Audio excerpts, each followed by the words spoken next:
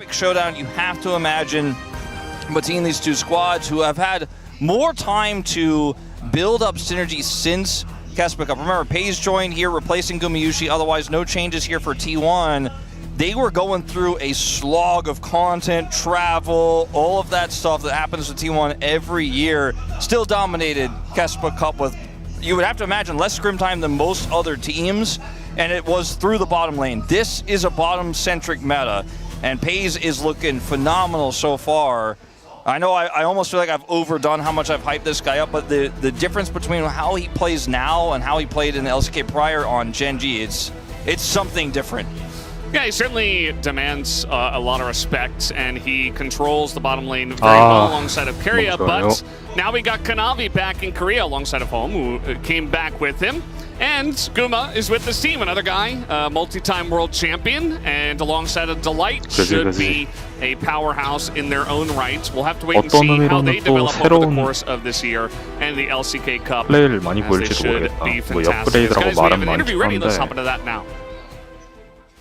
안녕하세요. 하나생명의 정글러를 맡고 있는 카나비입니다. 일단 제가 중국에 계속 있다가 LCK로 오게 되었는데 이제 첫 번째 경기를 하게 돼서 되게 기대감 있고 설레는 것 같고 좋은 경기가 나왔으면 좋겠습니다. 아직 그래도 경기를 안 해봤지만 제가 느끼는 건 그래도 연습 과정이나 뭐 준비하는 것에 대해서는 LPL이랑 좀 비슷한 것 같습니다. 하나생명 직원분들 다 좋으시고 팀원들 다 좋아가지고 잘 적응하고 있는 것 같습니다. 하나생명 밥이 그렇게 맛있대요. 기대받는 거에 대해서 되게 감사한 것 같고, 그리고 이제 팬분들의 기대에 더 부응할 수 있도록 더 열심히 해야 될 것 같습니다. 밤 얘기 칭찬을 빠짐없이 할 수 있는 거지, 모든 선수가. 젠지가 너무 잘하는 것 얼마나 같아서 좋으면. 젠지가 제일 기대되는 것 같습니다. 이번 LCK컵 첫 경기가 T1이라 하게 됐는데 T1도 엄청 강한 상대다 보니까 저희도 열심히 준비해서 꼭 이도록 하겠습니다. 하나생명 화이팅! Kanavi now has been around for a very long time, and certainly is a guy who's very well spoken and is great in interviews. Great to hear from him as he is back from China. Had a relatively successful time over there. Could definitely say that. 그런 느낌도 있어. 그 전에는 구만씨를 improve on that, maybe even here with Amalek Esports. 원딜을 막 지켜야 된다 이런 식으로 게임하지 않았잖아. I mean, like, how much can you really say about how star-studded these lineups are? Like, if you try to say words about it, you can't do it justice. When you look at the insanely powerful super teams that we have walking out on stage here, it is just, it's almost too much to behold, right? Obviously, Gen G is in the same group as T1, and they have the super team, right? But when you look at these two teams and the amalgamation of ex-T1 players on the way from now Absorb and Zeus and Gumayushi, and then Pays, who comes back as one of the most successful rookies of all time in LCK, it's just almost too much to think, to like comprehend as we go into this matchup. The storylines, the grudges, the concepts of how much fans have, you know, at the beginning of the year last year, everyone was like, Doran's not going to fit into this roster. Some people were like, no, he will. Being on the right side of history, being the one that said, I knew Doran was going to be great on this team. That's what this is, I think, for the fans all about. Is Pays an upgrade? Is he a side grade? Is he a downgrade? Is Guma an upgrade over Viper? Is Kanavi going to be one of the best and most creative junglers? Everyone has their opinion. Everyone has their ideas, but we haven't seen it just yet. We saw a glimpse of it, of course, in Kespa Cup, but that was a different patch entirely. That was the end of Otacon. It was T1 who took the title after taking out Amalek Esports on an Otacon fight to end Otacon here for pro play in Korea. But this is a new patch, a new identity, a new year for both of these squads.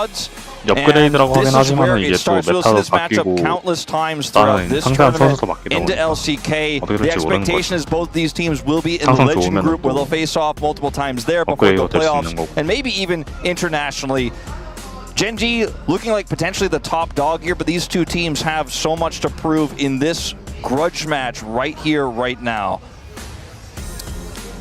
Yeah, it's going to be interesting to see how it does go as we get a look at our junglers, owner serious as ever. And yeah, there was a sign out there that said the hope of the Baron team, right? The Baron group. Yeah. And 하나생명 I mean, it's them. 유니폼 It's 위에 also Gen G. 소재가 I 되게 do think 궁금하다. that you know, those two might be doing a lot of the heavy lifting for Baron Group because they are two of the best teams we have, but the rest of the teams have not been able to pull their weight just yet.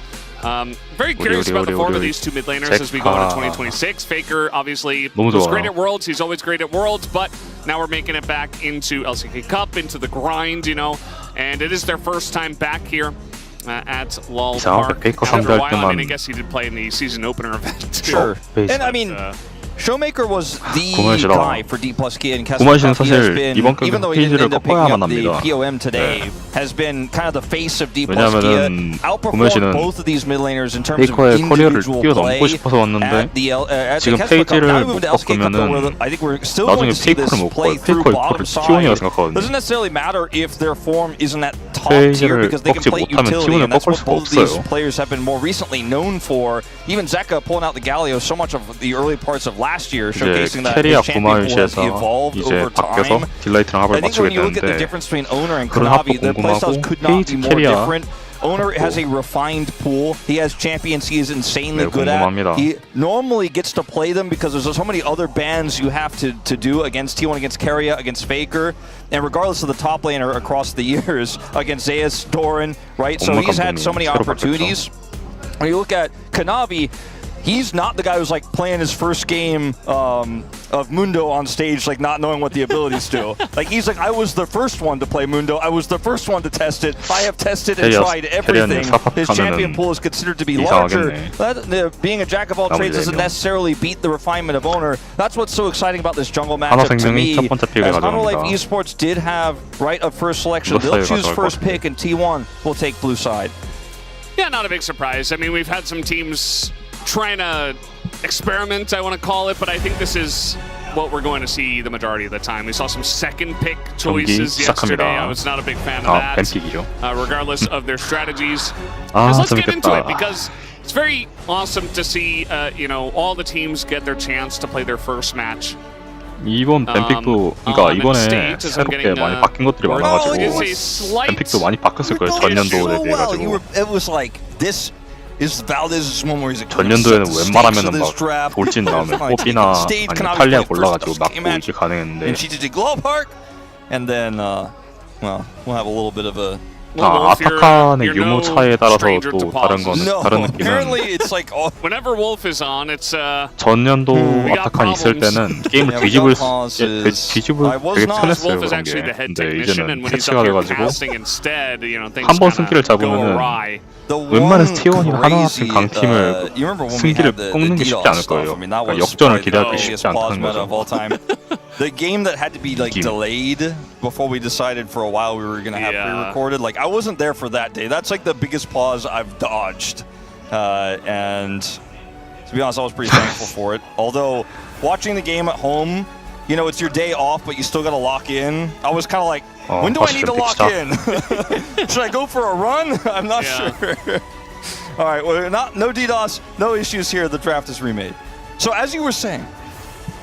We did have the timer kind of bouncing around there, but this is going to be the first time these two teams hit the rift for LCK Cup. 말파이트.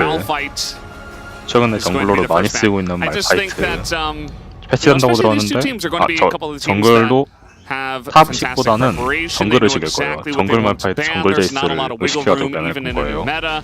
As they have put in a ton of 오리아나, practice, and so far it's just a 이거는 lot of 전년도랑 뭐 very 다를 게 high prio OP stuff that's getting banned away. The Malphite ban very early here for HLE. No intent to pick that. 제이스랑 as 말파이트를 더 Yunara 크게 will get 가져간 banned 거죠. away from 유나라가 phase. I think 왔습니다. that is incredibly warranted. His laning phase has been so 공격적인 incredibly powerful. It's he 페이즈 and 선수의 Keria 성향을 who were able to 반영할 수 consistently 있고 generate leads 구만 against Puma 씨의 and Delight that won them the 바루스를 Cup finals. 의식해가지고 And 바루스도 밴. see what this first pick is going to be as 280 carries are taken away. 제우스 Zeus 선수 will get his hands on the Rumble. 뽑았습니다. Sometimes the more things change, the more they stay the same. As this Rumble pick has been so relevant, feels like for 3 years now, and has always been a safe blind top pick. Yeah, same for Rise nowadays. Just feels like you can't go wrong with this, especially in the hands of Faker, who has multiple 미드에서 웬만하면 cinematics where he 사고나기가 used 힘들죠. Rise. Rise and Pantheon definitely 영검 a lot 나오면 of CC 단단하니까. and lockdown already. The Wukong we did see earlier today, instead of the 요네 Vi, 꺼내나요? you know, we talked about Vi being better in that 팀 색깔 scenario. 컬러가 It's going to be 바뀌네요. picked up this time for 사일러스 Kanavi, considering 사실 저 세 개 중에 뭘 뽑아도 팀 색깔은 똑같은 게 들어가는 조합이네요. 거리는 깔고 카나비 진입에다 색깔까지 후진이 They're winning in terms of map presence, but only slightly for the moment. See if a high-profile 80 carry pick comes through here to keep things a little bit open-ended, or if they're going to go for a counter pick for Doran. It's like that Ambessa we talked about for Shu as a potential pick. Well, this time you go through for Doran. Now it could still be a flex, of course. Yeah. 예상이 안 Double 나는데. flex could happen. Rel going to be banned away here. I was wondering if maybe we would see 웬만하면 something like 지각운동을 an Ezreal, 깔면은 especially into that Vi, but 어떻게 이동기가 많은 챔피언은 섣불리 움직이기 힘든데 그냥 바로 뽑아버렸어요. Fantastic amount of hard engage that can kind of set everything up alongside of the Vine for the Taliyah and Rumble to do the damage. And of course, it is Delight, one of his favorite picks. 렐을 이제 Let's see. I mean, the Ezreal seems 니코는 so 안 incredibly 가져가나? safe here, 하긴 and it is something that Pays has already 피넛이 showcased 말했죠. very early 풀면은 on in his time on this roster that he is incredibly proficient on. And we'll see the Rel taken away, which is kind of niche right now in this meta, but really suits the draft that Hammerlight Esports have together. Same with the Nautilus. 노틸러스가 And so taking away point and click CC for that safe AD carry that Pays will be playing, whether it is the Ezreal or something else. Zeri, for example, still could be relevant here. And the Bard was taken away in terms of ranged push. Maybe they go for a Karma ban as well if that's what they're most concerned about. They'll take away Pays to Aphelios. I remember Guma's first penta on Aphelios so many years ago. I think it was even against D+T 지금 뭐 아펠리오스가 좋은 메타라고 사람들이 생각하긴 하고 he's not going to be playing at this game. We'll take it away from Pays, his successor here on T1. And will it be Ezreal? Will it be the Lucian pushing lane with Braum available? I mean, it still could be support Pantheon. 이러면은 There is, and we're going to find out everything in just a moment with that fifth pick, and this is how you use that fifth counter pick as T1 to the fullest of his potential. Especially because you know all of them can play whatever champ that you are flexing. Thinking about the Corki here has definitely been very powerful as you know, a first game in Fearless kind of pick. 오늘이었나 알고리즘에 essentially with anything it spikes T1 really 시절 hard 공연 시 T1 시절일 때 it's just a strong pick nowadays. T1 스매시 선수랑 necessarily need 코르키랑 a specific 루시안 support, 골을 although 봤던 것 Nico 같습니다. pick up the Nami. 그때 살아갔었죠. Nico available, and that has historically been 고메시 one of the 선수는 자신 strongest lanes 있어가지고 그렇게 뽑은 것 that you could 같습니다. go for here. Delight's no stranger to the pick. The Nami has been more standard. 알리스타. The Alistar gives you a 돌진 really strong 끊어주기도 front 하면서 line that I 같이 think they 한맞 pretty 쳐가지고 desperately 돌진할 수 need 있는. if they're going to look for late game team fights into this draft here for T1. It is going to not be the lane power that I think they were expecting us. This is a throwback. Okay. Well, it will be Pantheon going to the jungle here, the Ambessa top, and the Milio to give some extended range and lane power to this Lucian. Definitely not as common as some of the other picks we could have seen here.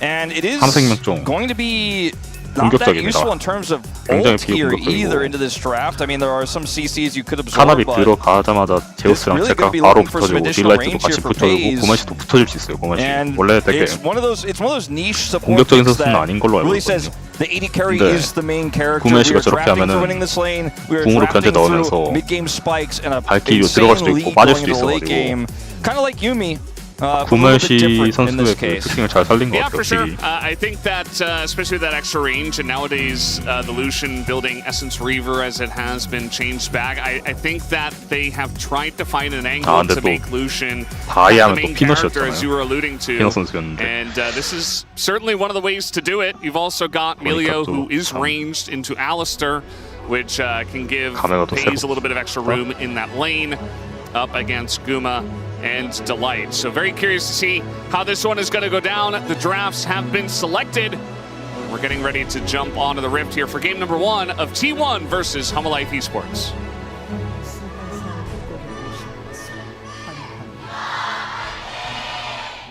하나생명 하나 둘 셋 하나생명 화이팅! Somebody extra tried to get in on that that fan chant. Sound like Junke was leading it. I'm not even 100% sure if that's accurate or not, but I think it was just one of the staff like normal, but one of the fans was also doing the Hana Dursit, and I was like, oh, I guess you can do that if you want. It's against formality. It's not the 하나 meta. 둘셋 멘트 관련해서는 It's like picking Teemo. Some fan groups would be very upset about that in older fan chant metas. So I think the identity difference here is we will have a little bit of a trade. Barrier popped, perfectly timed. The identity of these comps is really interesting because today we've had in our first series like scaling kind of in a little bit more frontline favored drafts into, you know, the draft that looks for single target pick. The single target pick is there for Hanwha in this draft, but they did end up with the Alistair. TU1 is kind of tempo based and it has a really nice well-rounded ending to the late game if it gets ahead, especially with the third item actualizer for Faker. So much damage that he can have with that. The silent power of this Rise is also going to be a big threat. And Hanwha Esports need to be able to consistently pick off side lane targets and set up this Vi for success if they're going to be able to win this one. Not that they don't have any scaling and they still have pick potential later on in the game, but it does feel like if they fall behind it becomes a little bit more tough to execute their composition. 같은 또 안배사가 또 certainly does feel that way as already the bottom lane going pretty well for the Emilio and the Lucian as we did expect. The runes, kind of what you would expect as well. Curious to see how Doran's going to do on the Mbessa up against the Rumble. Did see that she had an opportunity to pick that in game 1 up against Dudu's Rumble in her first match, but elected not to. 코어 나오면서부터 좀 세지니까 지금은 not die. 공격력을 But in this case, 한 it's going to be 생명을 Doran who's going to be 뽑아낼 수는 fighting fire 없죠. with fire 지금은. up there in the top lane. Do have in the bottom lane still control. You have a little bit of extra sustain with Emilio, but that's not really what this is about. 미니어만 잘 먹으면은 Heal could probably remove it from his kit. 후반 가서는 잘 싸울 수 있을 겁니다. Played for the same reasons, 네. but you can see that they're chipping away, and it's a slight CS lead that is given here, but slight CS advantages aren't going to be what gets you the huge quest advantage that wins you the game. We'll have to see some jungle attention down there if they want to further anything. Scuttles are traded. And no incidents on the Rift just yet. Yeah, no mistakes is another way to put it. Nobody really getting out of position or doing anything crazy. A plate, perhaps? Perhaps. May have? Indeed. There you go, Pace. Picking up all of that money. And Doran certainly fighting fire with fire. I think, you know, definitely a good idea for Hanwha Esports Rumble in this meta. Very strong. You pick it first for Zeus, a guy who can take over lanes. And we'll see how he does, as Doran has been generally good against Zeus in these lanes that we have seen historically. Yeah, that has been, he's kind of been Zeus' kryptonite a lot of the time on other rosters. So we're just kind of running at him. He's just going to flash away, as now we got the Pantheon here. Doran's still pretty low, as they're going all in for it, and he does get the first blood, but Kanavi is going to take a turret shot and has to flash away. Owner did have to flash in to save his top laner, so just a trade at the end of the day. The kill going over to the Rumble, but the assist gold going over to Doran, so you could argue both sides feeling okay with the exchange. Maybe feeling better if you can get Faker, but he does have phase rush. And kind of an insane dodge. Did you see that? Yeah. The Q from the Vi just went behind him and Faker just stepped forward. Not what you would expect. It's like he did a Dark Souls roll. It did look like that. It was crazy. It was last second, too. It almost looked like Kanavi pulled it short or something, but I think it was just a dodge from Faker.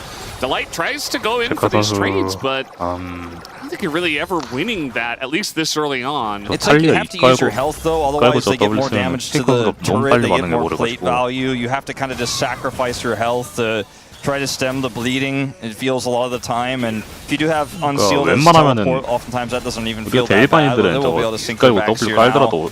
So watch this one more time. Kanavi's engaged here. Doran has flash, so fairly optimistic.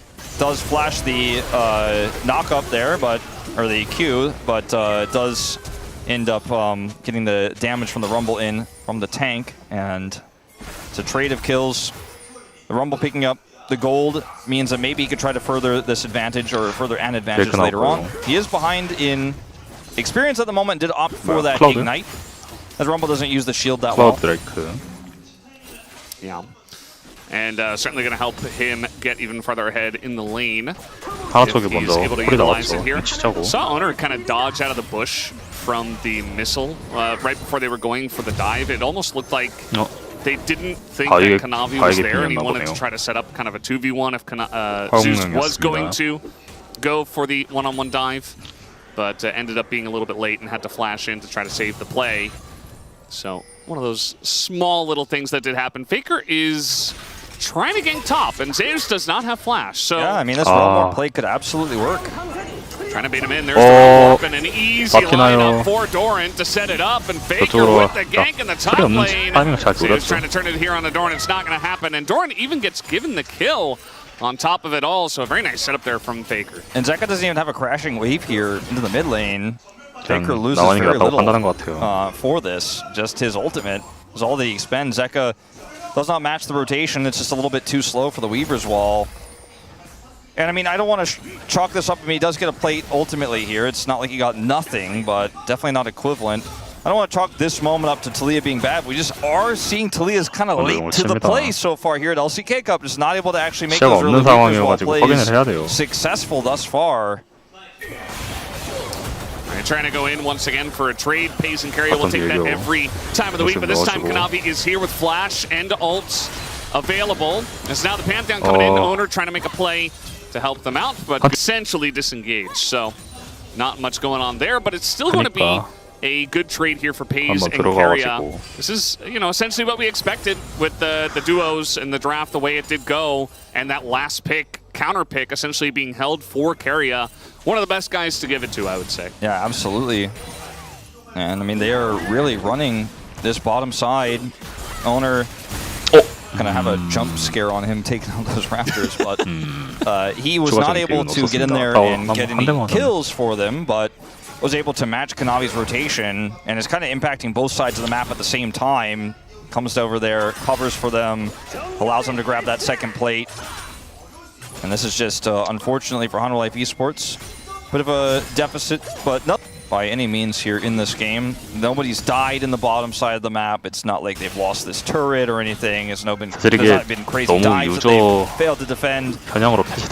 So the game does continue at a relatively even state. Yeah. That's the thing when you get teams of this caliber is that you're not going to see gigantic mistakes most of the time, and you're not going to see big swings early on. We've been seeing a lot of big swings early on, actually, before coming into this one, where teams get, you know, 2,000 gold ahead in 7 minutes and stuff like that. But essentially, it's just going to be slight lane leads and gold leads, or the lanes you would expect them in. And speaking of, I mean, the Rumble still has that lead top side, and so Kanavi, knowing that Owner used his ultimate on the bottom side of the map and cannot come over and match him there, takes the Grubs out in a very decisive way there, gets all three, so denies some side lane power here to T1, so it's bolstering some of their own. Not the strongest side lane composition, but Grubs are always important. Even impact what you can do after a team fight might be the difference whether you get a mid turret or not. So pretty big win here for Hanwha Life Esports, who already had that first dragon in the pocket. So a pretty insanely close game, and I'm happy for it, because we've had, like you said, a lot of games that have been blown open wide early on. Some late dragon contests that haven't worked out, some lane disasters, some solo kills in the mid lane. This is just good old classic LCK. Yeah. Sitting back, relaxing. Can bro and brew, even though they're not in this series, I suppose. 제카가 미드 솔킬을 막 따주거나 하면은 기존 유효 확률도 높아지긴 합니다. 왜냐면은 at the top lane. 저 Doran's flash is back. 공 쓰고 저주교가로 씹고 라이전 바로 합류하고 이게 달려와야 되는 거 Just 아닌가? holds on to his flash the whole time until the equalizer comes down. And he took that little bit of extra damage at the beginning of the burn, and that means he is just dead. If he doesn't get hit by the equalizer, he's definitely fine there. It might have even been able to help Faker continue to push there. Said Faker's just going to use his Realm Warp there to the top side and catch the wave and deny any sort of further play or follow-up onto Doran. The ult was phenomenal, but unfortunately the equalizer does catch him. And as a result, it's going to be Zeus who ends up picking up a second kill here. Faker grabs some plate gold on the top side, so the timing of this ult here for Doran is phenomenal, as he can essentially just completely juke the Vi ultimate with it, gets his shield, 같이 and the equalizer is 왔는데 just perfectly 이코를 placed. Not really on 막고는 Doran 서플을 썼어요. in this one. Probably shouldn't have flashed after getting hit by it, but 쿨쿨이 안 at 돌았던 the end of the day, now 걸까요? his flash is down and he dies. Yeah, could have definitely flashed as it was coming down, you know, just barely able to dodge that first tick of damage, but 못 끊었습니다. Unfortunately, was not expecting it. Was kind of a weird, the way it all did play out. As Pace is going to hold the wave here in front of its turret. Going to make things even more painful. You see the CS numbers are exactly the same between him and Guma, but the gold difference is pretty large. As Pace has picked up some plate gold. 라이즈 궁 없는 거. That is the reason. 생각하면은 이번 용도 아마 하나생명 쪽에서 먹자고 콜이 나올 것 같아요. Where T1 want to live is in the tempo lead, right? They have the advantage. 한테도 아예 탑을 궁 썼네. Owners going in, no public execution here for Doran, but he's still going to exist under this turret. They're going to wait for the re-dive. 제우스 The spear is going to miss, and now Doran's going back in. They're missing everything. 바로 제우스 As they can't 죽었겠는데? just wait for another spear, and hopefully that gets the job done. But no, the shield is going to save him as well, and eventually Honor says enough with it. I'll just get it done. It's Delight diving the turret, and he's going to go down. 죽었어요. As we got Melio protecting Pace, he flashes away. There's so much pressure on the bottom side of the map, and I think eventually they should get the stun as Kanavi's getting low, but they still get the kill, and they get it over to Zeka's. A little bit sloppy on both sides here. 심지어 but 탑에서 ultimately 시간을 it is 오래 going to 끌어준 be a 덕분에 trade 드래프도 2 충분히 for 챙길 수 2 있고요. across the map. Faker will be one of the extra 살려가 궁이 benefactors 있을 here 거 of some 아닙니까? plate gold in mid. Did not have his realm warp available to 없네요. affect the bottom 잠깐만, side 이러면은 play. I was pretty shocked that this all goes down the way it does so quickly. It's so forced, right? They want to try to get the most value out of this Gatling gun here for Guma. They put the damage on the Pays. And then the Weaver's Wall just doesn't happen. It's like still not happening. Finally comes out here, but Delight has gone in so early. That's a bit disjointed. Pace's flash is fantastic there. But ultimately against 3, as best as he tries, he's not going to be able to trade one back. Somebody fix that quirky Gatling bug down. That's been going on for a while. Was that affecting the space earlier? No, 벌써 세 번째 같은 방법으로 도와주고 있어요. 탑을. No flash, no way for him to get out of this one. Just ults the wave. Nearly 이걸로 라인은 녹였는데. but all calculated in the end. I mean, Faker's just living in the top lane. He embodies Rise as a person, and you'd mentioned the cinematics already. But he's basically just realm warping on cooldown. And again, into the top lane. He went ghost. It feels like this meta is made for Faker to have that early Rise pick and play through a side lane. So far, working decently for them. They don't have the same gold lead they had before, and it is a 2 Drake lead here for Hanwha Esports. They do have those grubs. But it is going to be the first turret to go over to this Ambessa, and still an incredibly close game. If it was a different Soul here, if it was Infernal Soul, you'd feel a lot better as Hanwha Esports. The Ocean is not worthless by any means, but 바이 저지 명령 있기 때문에 다이브도 가능했을 텐데. Certainly going to be something to look at if they do eventually get that Ocean Soul. Can help a little bit against, like a culling and stuff like that, but a lot of the damage from T1 will be committal, as this is the setup, just a straight up, old-fashioned from the river realm warp. And Zeus just doesn't have flash, so he's just dead. 제우스는 어쩔 수가 없어요.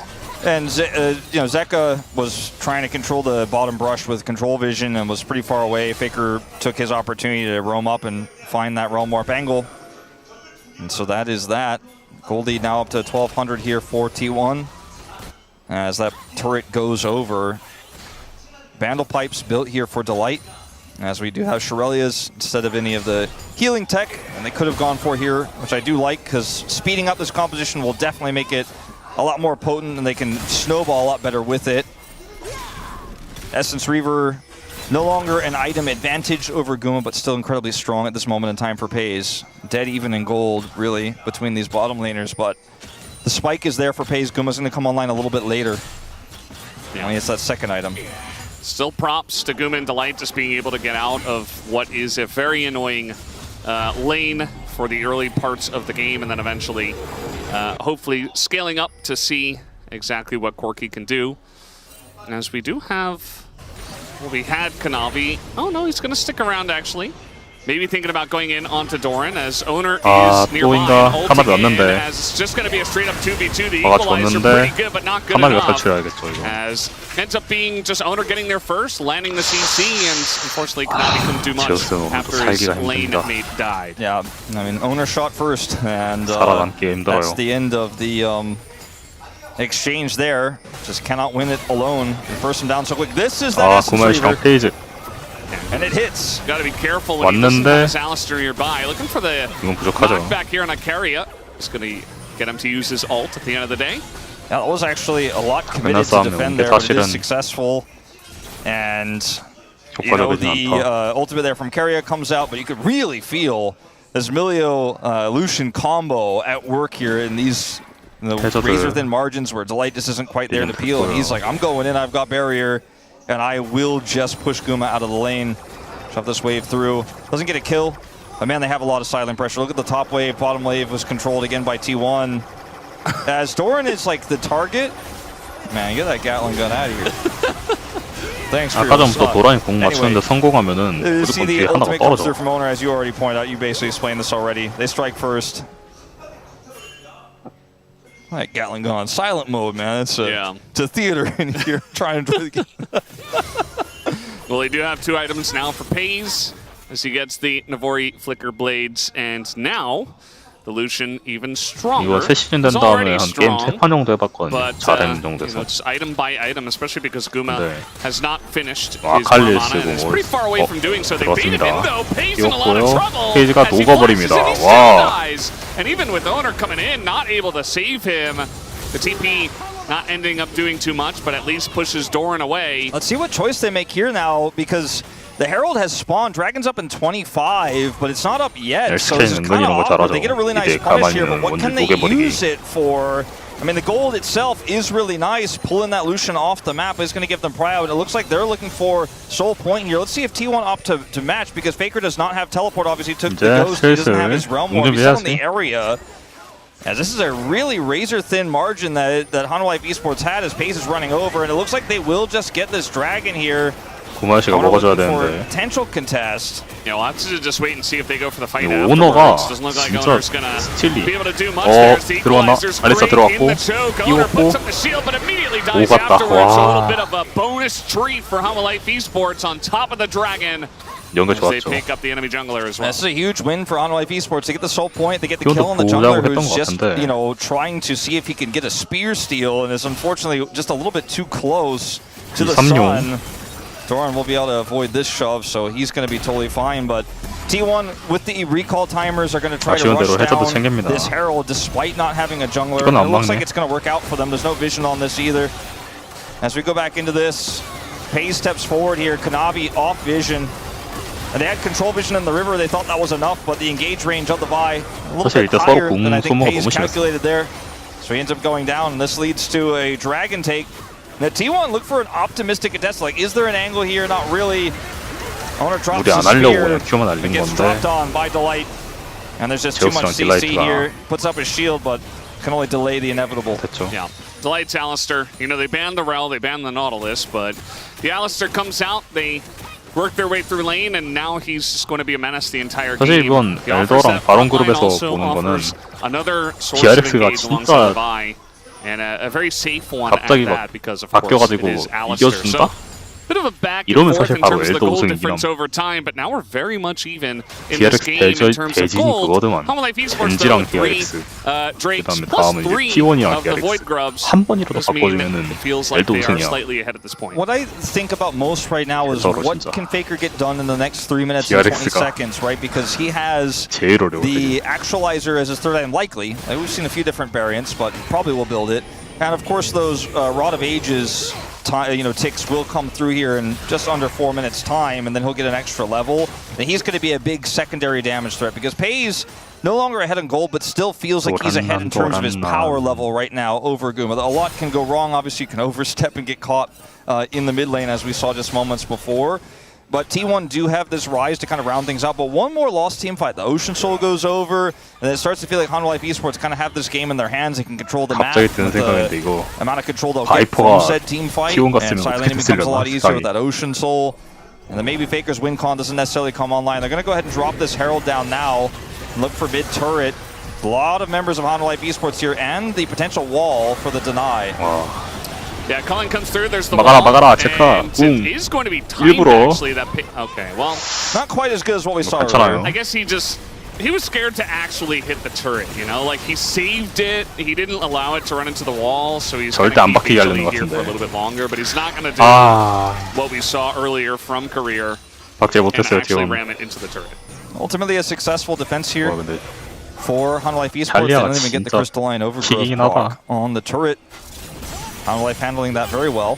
웬만해서 아칼리랑 지금 사일러스 하는 것보다 탈리아가 안정성이 높아가지고. Up on the top side of the map. And this Lucian is no longer able to just walk up and kill pressure Guma. Like, he can trade with him, and the Muramana will transform soon. But if he goes too far forward, he's already been caught once. He will see Kanavi on this ward.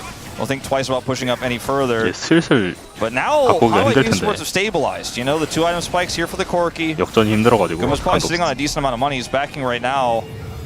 And this game gets a lot more interesting from here. T1, I think, did not quite get enough out of the lead that they had and the tempo advantage. And I think it all comes down to that pick onto Pace where he kind of got baited in. 원래 T1이 이렇게 약간 that might be one of the moments that T1 back at this kind of the table turning moment for Hanwha Life Esports. Yeah, you can see there's a ward there now. Yep. That's 원래 항상 하나랑 만나면 꽝꽝 붙었거든 이게. But at the end of the day, just again that's slightly free to lead. They're going to be looking for this Ocean Soul in 1 minute. 젠지는 그대로 Steal some of the Raptors, continue to put on some vision pressure over here. There is nice one ward of vision in the river for T1. And if you're playing Rise with no teleport, obviously with home guards you can get back to sides quickly, but you have to play so defensively. Look at how careful Faker is right now on the bottom side when all this vision control is there for Hanwha Life Esports. He doesn't want to push up and try to kill that turret because Kanavi could be lurking, and in fact he was. If you die there and you don't have TP, you can't get back to the dragon fight, so he just has to kind of sit back, catch the waves. He is on the opposite side of the fight now, and they have cleared some of that vision. This very well may be the game-deciding fight here if Hanwha Life win it decisively. T1 need to be very careful about this setup. All summoners up. Flash for everyone on the rift. We were just talking about this, but this time T1 are here for Faker. And they're in the river first, which means that Kanavi can't overextend into that. We got the Realm Warp. They're trying to fight actually as Guma is going to Valkyrie into the wall. 아이고 씨 저거를 홀려면을 먹으려고. HLE not exactly playing together, but a nice knockback here on the owner. Okay. And it feels like 각 정글로 지금 피 엄청 까였어요. 근데 지금은 오늘은 홀려면가 있다. You just don't throw the game on this one. You lost half your health on the Corki, and some of the health is traded back on the owner, but he has the honey fruit, so he's feeling okay about it. And they don't really have a great Weaver's Wall angle. It's so frustrating for Hanwha because up until that point, they had control of the Dragon, they had vision control, they had what seemed like a potential collapse angle onto Faker, but he played it cool, he played it slow. They were able to wrestle that vision back away and get their first Dragon of the game. They'll also pick up this additional turret here on the bottom side for the Mbessa, who's a full level up on Zeus in this game, has spent a lot more time farming. You can see it in the CS, you can see it in the gold lead. And the game just keeps going. It's still a very close one. And I think T1 played that pretty deftly. Yeah, just essentially sticking together better as a team from the blue side, able to get control over the river allows you to do that. If they're the ones pushing into the darkness, it can be very different. But essentially, it's just a Ocean Drake, a little bit of extra gold onto the Mbessa, who's Doran's doing a great job of pushing that side lane and trying to get even farther ahead. Already up to 2.5 items, whereas Zeus hasn't even finished that Zonya's second. So feels like a very weak Rumble, all things considered, not really stacking a lot of damage. Is going to survive well, and the comp does have a lot of damage, but I do wonder about his impact as the game comes along and Doran gets even more fed. The thing is, Hanwha, you really need to group and look for picks. And I know that sounds like one of the easiest things that, you know, because anyone could say that. It's a lot tougher to do in practice, but they have a lot of map control on the top side, right? They get that turret out.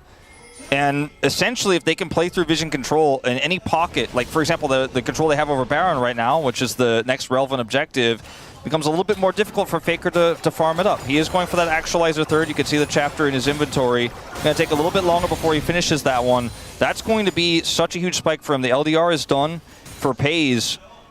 And if Faker dies in sides before an objective, which with Baron up, like, he can't TP back in, so he has to play this really slowly. And I think that the vision game here for Hanwha Life has been very impressive. They've been able to hold vision on these critical objectives. Now they gave up control over the Dragon earlier on, and Guma ended up getting chunked out. So it didn't matter, but I'll give them credit where they deserve it. The vision game has been pretty insane. 지금 페이커 픽은 지금 대체가 가능한데 루시안이랑 픽도 대체가 가능한데 탈리아가 지금 대체가 안 돼. With these two teams, you can really feel the cheaper control wards for the supports. You know, it really feels like that is the main battle, and they're just constantly chucking two in and fighting over every single control ward, as you can see here. And Hanwha Life maintain control with their dive comp here of the Baron. That's definitely 라이즈 스트레스 의식했겠죠. been good plays so far. Faker, nice shout to just back away, but that does mean that HLE are going to be getting even more golds in the side lane. Pays trying to match that in mid. 그러니까 It looks like basically what T1 have decided is they're going to bank this on one big team fight here with Actualizer for Faker. 미들 He's 진짜 못 playing it 밀었어요. slow. He's farming it out. They're like, we can win this game off one big team fight. We need that third item spike for this Rise. Let's not make any rash decisions. When they group for Baron, we grab a plate here, we grab a plate there, and sides. Faker gets what minions he can. He can't push up. He doesn't have TP. If he dies, we may lose the game. Does he have the Actualizer now? He just backed. He has it. This is the moment where T1 are ready to fight. Level 16 for this Rise as well. Nearly level 17 is just a few minions away. Yeah. He is a huge powerhouse 잠깐만, in 잘못 this 보는 game. 거지. And will be able to do way more damage throughput than the Talia could ever hope for. So it's a battle of long-term damage versus 페이커 who 레벨이 gets picked. 이상한데? Guma's positioning is going to be critical as well. He's got Falcon Flash, 3 items at the ready. Almost has his 4th. This Dragon, again, it's just the big tense point. It's Kanavi. 가만히 들어가고요. 젤카 맞고 지갑분도 못 들어갔지만 잡았습니다. 할리아한테 물렸어요. 도라는 사람 미친. 아 근데 오너가 오너 짤고 피커 잘라야 돼. 피커 잘라야 돼.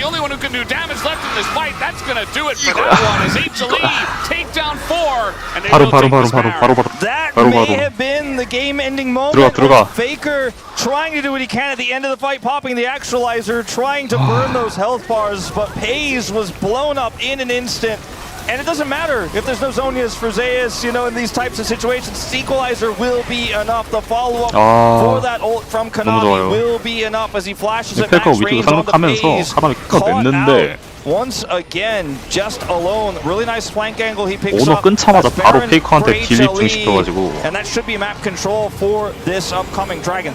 Timing of this a little bit thin 보니까 as they're recalling 큐 as it 쓰고 공 spawns. 써서 But look at this 페이지 angle here for 물고 Kanavi. 탈리아가 바로 Zeka comes 터져서 in. Equalizer follow up from so 페이지한테 far 딜 away. 넣어주고 The 힐 어떻게 teleporting here for 비벼왔지만 Doran gets to 카나비가 the backline, but there's 잡아냈고 no damage because the Lucian is dead and Faker's on the other side of the fight. He punishes Kanavi, who wants to come in here with 저쪽에 공 썼고 Actualizer and do the damage here. 오너 I mean, some 끊자마자 of these health 바로 bars have been a little bit whittled down, but 플래치가 unfortunately alone, 끝나갔고 even with Carrier's support, he won't be able to get it done.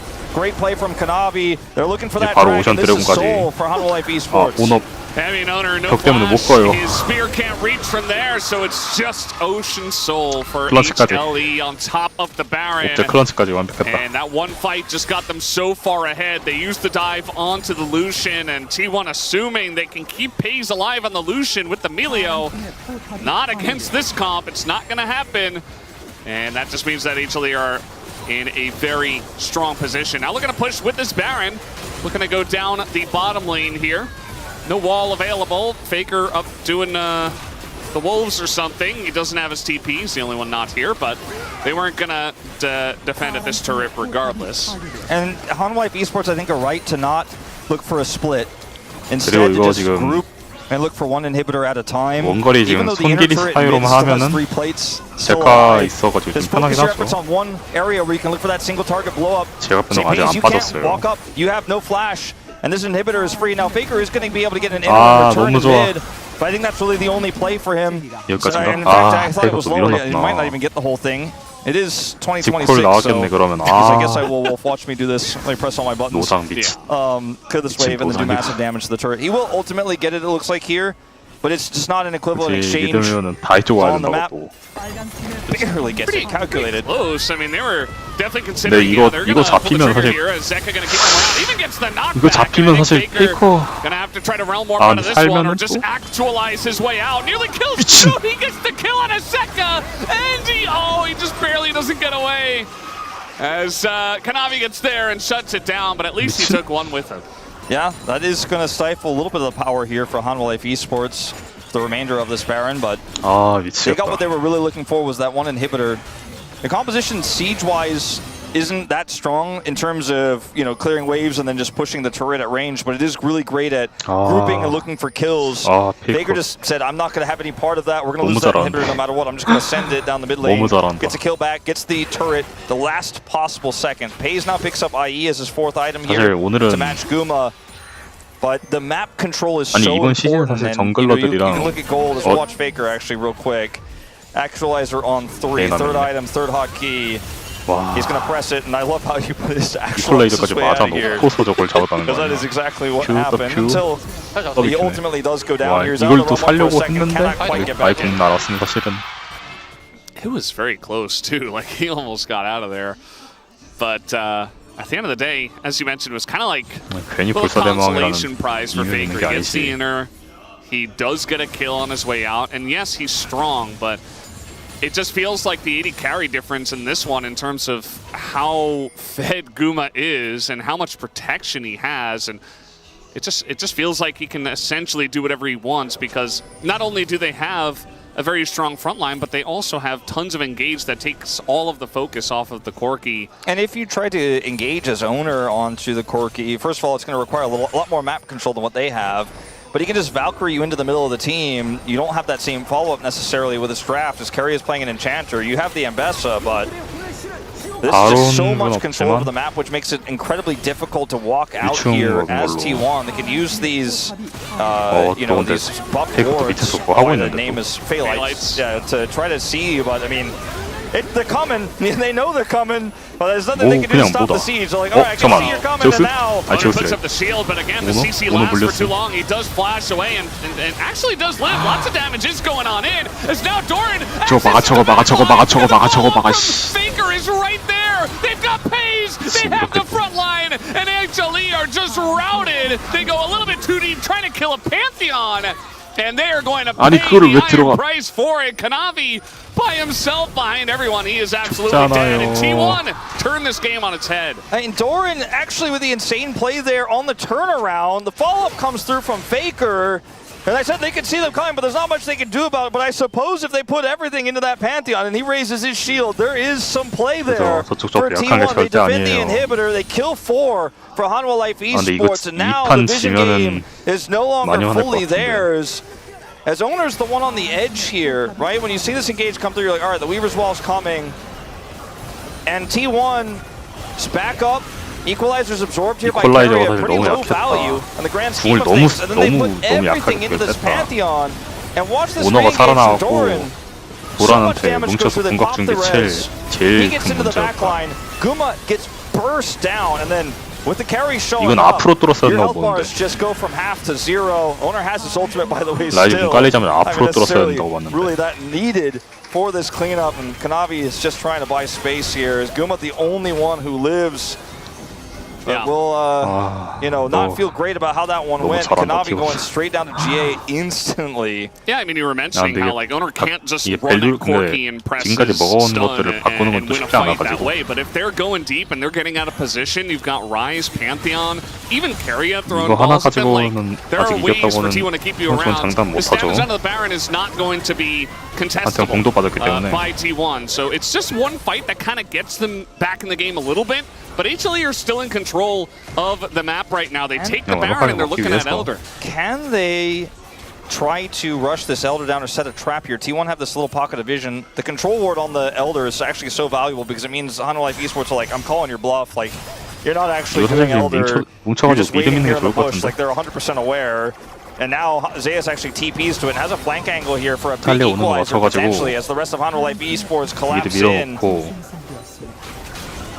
Doran does not have TP, so doesn't have his big shield for this fight. 해주니까. A lot of flashes flown in the last fight. You think about Owner, he's not going to be able to do the same thing. Faker used his. Same on the side of HLE. They don't have it on Kanavi, so maybe a little bit less extension to be able to access a backline with the cease and desist and the rumble on top of it. Pays has his flash. That's the most important one, I think, that's left available here. T1 are spending a lot of this Baron time of Hanwha just kind of grouping on Elder and taking that prio away. But eventually they will have to pay the piper. Hanwha do get that prio back. And Baron is way less valuable than the Elder buff. If they can get it. 실패했습니다. Very close, actually. Might have forced Owner to shield preemptively. Every second T1 could buy is huge, but eventually this Elder is started. Their inhibitor respawn. Owner dodges a second shove here. 공도 있는데 아이고 어디로 내리냐 They're just going in. They're getting a better position, actually. 진영 다시 오 잠깐 다 맞았어요 니콜라이저를. 다 먹었고 지우고 딜라이 살았고요. 지금 변동 성공했고 바텀에서 잘리긴 했는데 이거 맞아. just doesn't look like enough. With Elder Dragon, you have to imagine HLE can end this game. A's against the world here. He's going to attempt the recall, but I don't think this has a happy 살아가기 ending. 힘들어 보이죠. There's just no way. He's trying to kite it out, but the burn with the Rumble and the Zhonya's is it looks like HLE have done 이거지. it. They will look to push and end game number 1. Fantastic game of League of Legends between these two teams. Pays caught a few too many times in this one, though, on the Lucian, giving Hanwha Life Esports enough control. We were praising his control of the 2v2, but as you pointed out several times, Guma and Delight handled it really well in this game. And Kanavi ends up finding the right picks at the right time. Faker trying his best to side, got the Rise online, but HLE will reign supreme here in game number 1. 넥서스를 깨면서 GG! Victory at that. Just a couple of team fights go their way. They're able to hold on 물들어라. and get the job done. There was one whoopsie that we, it was a nice capitalization by T1 to try to give themselves a chance. But as I mentioned, essentially, Hanwha Life Esports did not lose control of the map after that play 작년 from 퍼튼 Pace dashing 우승팀과 forward in 월드 mid 우승팀 lane. After that happened, it was all HLE 너무 좋아요. all the way. But that is just game 1. We'll have to see what happens as we move into game 2. Yeah, I mean, drafts will change. We will see a completely different story here in terms of what these two teams are trying to bring, what the identity is going to be. Looking for the ultimate destination for fun? Well, look no further. AMF is the perfect place to roll, party. 광고다. Say, here for Hanwha Life Esports, it's a really good look. The draft was clean. Kanavi's execution on a champ that, we've seen forever. It's been around for a while. It's not him reinventing the wheel this time around. Was very good, though, and his punish windows were found. At Hanwha Life Esports, their coordination looks very good. Both teams' coordination looks great, but that's what you expect from super teams like this. And man, just even watching this one game makes me feel excited for the rest of the series, but just excited for the year ahead, Valdez. It was definitely a lot of fun to watch it all happen. I do wonder about the Lucian pick in this one. Not going for Lucian Braum, the Lucian Melio not necessarily working out. Might be something that T1 don't necessarily bring back. I don't think they'll pull a CV Max and try to make funnel Lucian work multiple times in a row. But you never know. We'll be curious about that for future best of 3s and best of 5s with that Lucian Melio. Not necessarily working out, not doing nearly as much as Guma on the Corki. So game number 1 goes over to Hanwha Life Esports, and that is the 1-0 lead to them. We'll see what happens in game 2 after the break.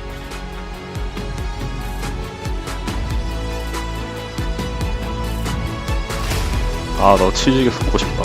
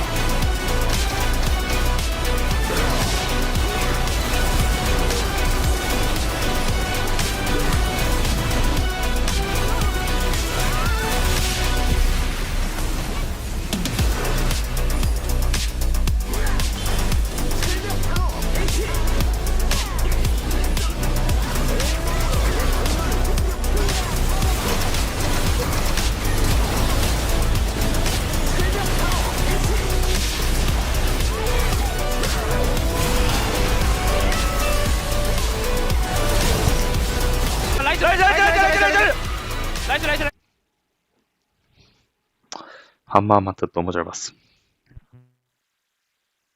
아래 반대부터 마무리해야 돼. 너네 잡아. 아 돌게. 얘네 잡으면 끝난다. 야 앞으로 갔다 여기로 갔다. 탑고 바텀 라인 쓰자.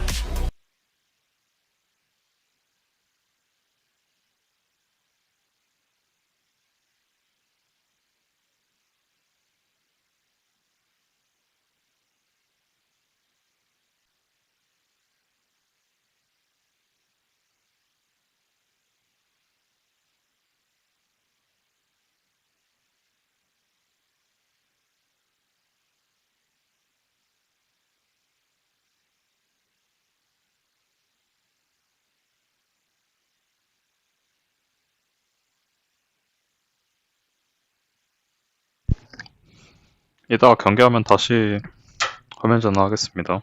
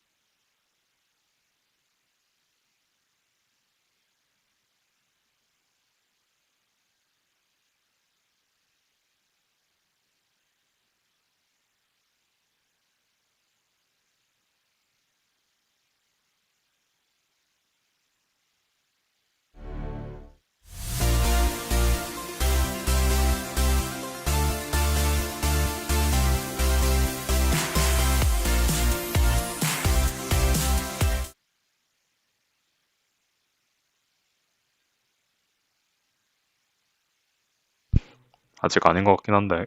Last year, the set score was 5-5.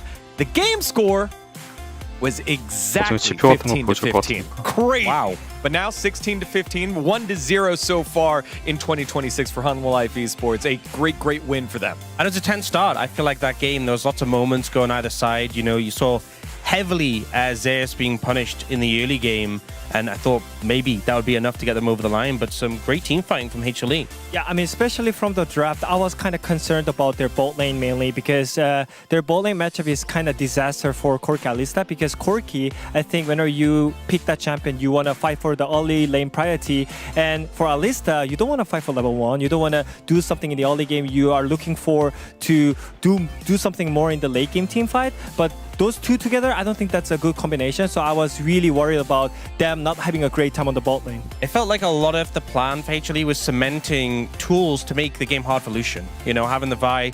I mean, I know they came before the clear, but securing it with the Alistair as well really just made it that whatever Pei's picked, you have so much CC that's point and click with the follow-up, and it did end up being a hard game for him. Yeah, but the thing is they were doing really great on the bot side in the laning phase, so they didn't lose the first Drake, and then I think they snowballed really well around the mid lane fight as well. Well, Ox, point and click onto the Lucian, you don't say. Here's a pretty good option of that in 16 minutes into the game. Yeah, and unfortunately, Milio not able to do much to save you from this situation. The layered knockups, the dash in to play aggressive from Pays is just immediately punished, and then the fight kind of breaks up. We get both teams backing away, but the timing's really awkward because Dragon spawns around where Pays does, and that means T1 are still interested in contesting Dragon, but they have to try and do it without their AD carry present. Yeah, again, I mean, this shows them 예상을 how 해도 good 있었는데. HLE is on their playmaking. Because again,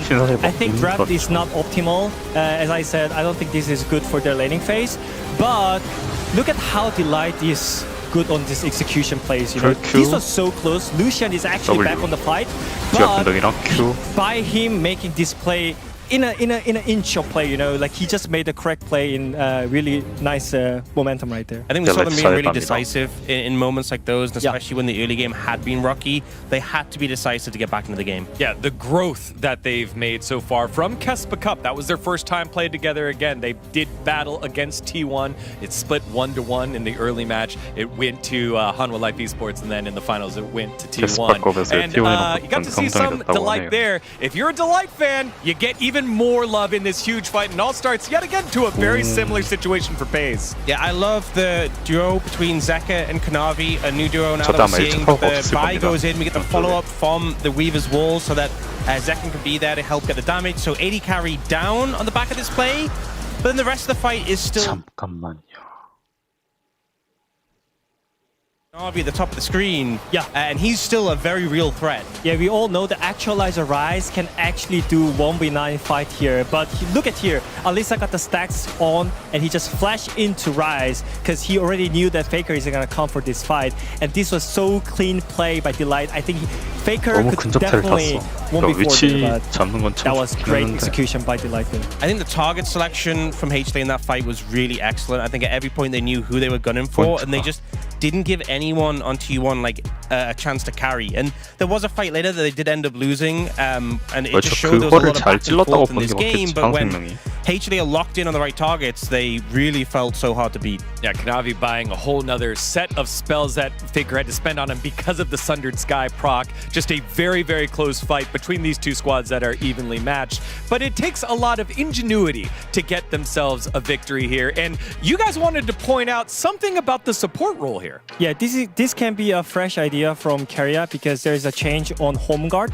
so you get the extra movement speed as well. You can see Keria didn't bought the boots, and also he didn't pick the magical boots as well. So you can actually have cashback, and you have 2 items. Like you can just rush the items, right? Yeah, because that's the thing with cashback, you're not getting money back from boots themselves, so just spamming those full items. And as well as Emilio, you just play behind your AD carry. You don't really need that extra movement speed as much as like an Alistair does in comparison. Yeah, even in the log, Keria is still experimenting and showing what can be possible for 2026. But we know that coming up next is game number 2. Let's send it back on over to the casters. 신발이 없었구나. Thank you, Spacers, for that great breakdown. Love the insight into the support role with those two on the 저건 몰랐어. 시렐리아를 챙겨주면서 value you can get. Unfortunately, the extra item did not help T1 win the game. So we'll have to see how it goes into game 2. HLE proving that they're the better team in that first one. And T1 are going to have to prove that they can make a comeback and bring us to game 3. Yeah, I mean, I guess he's probably still here, at least or maybe he left, I don't know, but he was here earlier. That game felt like chess-like in its win cons and how both teams really played and practiced this strategy so incredibly well. There were just a few too many oversteps and a few too many good punishes there, as T1 will choose the final pick here, which when you pick second pick, you are basically saying I'm picking R5 because the enemy team will choose blue side and we'll end up with red side, so a traditional draft here, but surprised at the choice. We'll see what they have in mind here, as they had some incredible flexes they were holding in the previous game as well. Yeah, I think it's definitely an interesting one. I do think that the Emilio could have worked out, but they engaged a little bit too much. 하나생명이 첫 번째 픽이긴 하지만은 레드 사이드. Hop back in as soon as we possibly can. Apologize for that one, guys. If it's Wolf who sets up pauses, it is T1 who bolsters the pauses. When we are together, we are unstoppable. Actually unstoppable. And well, maybe we'll just get a longer pause this time then, as we're getting a look at all of the different signs 역시 없는 곳에서 더 응원은 Well, 역시 luckily 넘치네. it happened at the beginning of the draft twice, so we don't have to like remake the draft and then do all the picks over again and then get to the end. So Yeah. we're right back in. No jinxing. No caster cursing. Well, they can still pick Jinx actually because it hasn't been picked 말파이트 yet. 밴 That's true. 오리아나 But 밴 Malphite is going to be banned here. 시리마 왕 Might see very similar 황제 밴 bans. 아지르 밴 You know, very meta stuff that they get banned in game number 1. Wouldn't expect too much of a difference. Maybe the Varus gets left open this 이번 time. 시즌에 보는 건 좀 어려울 것 같네요. The interesting thing 젠지 쪽에선 about 볼 수 있을지도 the 모르겠다. Yunara is banned. I was going to say the interesting about how this draft could differ is that the Yunara could be end up being the powerhouse AD carry this time 챔피전 around, 때 but 보여줄 수 we'll just 있을까? have that banned again. 오리아나 아지르고도. And Varus taken Varus. away. 약간 So 똑같네. there's a lot of prio picks here. The Orion and the Azir are gone. The Lucian's gone, of course. Aurora first pick. Aurora. Very flexible, but less relevant in the top lane with no Rumble to speak of. Surprised by this one, to be honest. It's a pretty 애설이 한 unusual 마리기도 한 게 priority. 탑으로 갈 수도 있고 The 미드로 갈 수도 Nico 있는데 also still was available. 거참 바꿀 수도 We have 있는 not 거라. seen that one as heavily prioritized here in LCK Cup as it has been 아, for 근데 제카 all of 오로라한테는 좀 안 2025, 좋은 or 기억이 was. 있어가지고 Yeah, I mean, Carry is insane at the pick. Maybe they just go ahead 앞에 and 나. pick the bottom lane. They're going to pick the 먼저 Aphelios for 뽑아버리네요. now. If he's insane at Nico, he's also insane at Thresh, and they'll need to pick it right here. 아마 메이킹 But 슈퍼 certainly could 사겠죠. be a very 하려면 strong combo. The classics 아니면 탑 나올 수도 here 있고. of Aphelios. Pace and 정말 Guma 나오네요. both really proficient at the champ. His owner Shinjiao was the champ that you had in your mind when you were watching him play throughout 2025, and 우디르 I'll walk 나온 that one in 줄 here again. Wukong does have a reasonable, there's reasonable pick him here, decent into the Shinjiao. Not as powerful early, but incredibly powerful at getting on top of that Aphelios, especially when you have an Aurora there as well. You 카나비. make too many threats, 오공. and that Thresh isn't going to 그리고- save you. And it looks like they're trying to 항상 stack the threats 마음을 on top. It 이게 worked in 하는. game 1.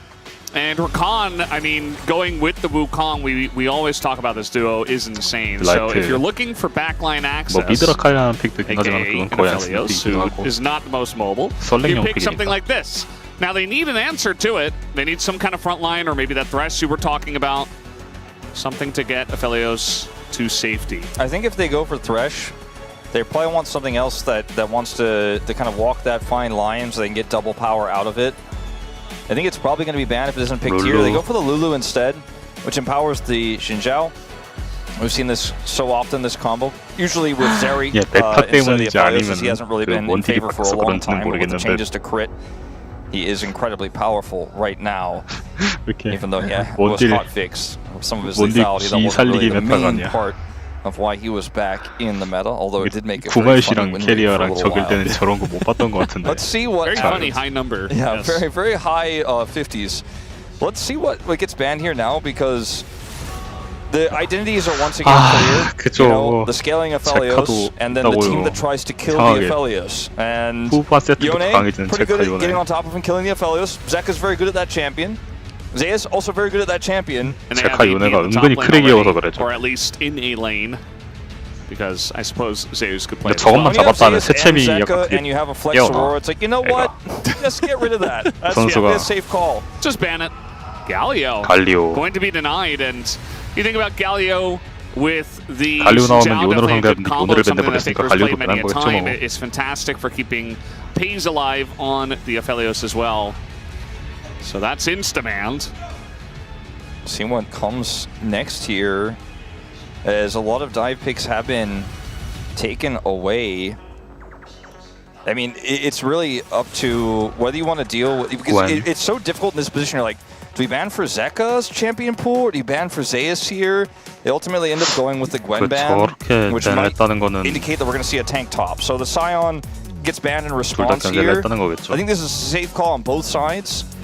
Ornn, reasonable, but hasn't really been that strong this patch. You can still just play Cassante as well. Yeah.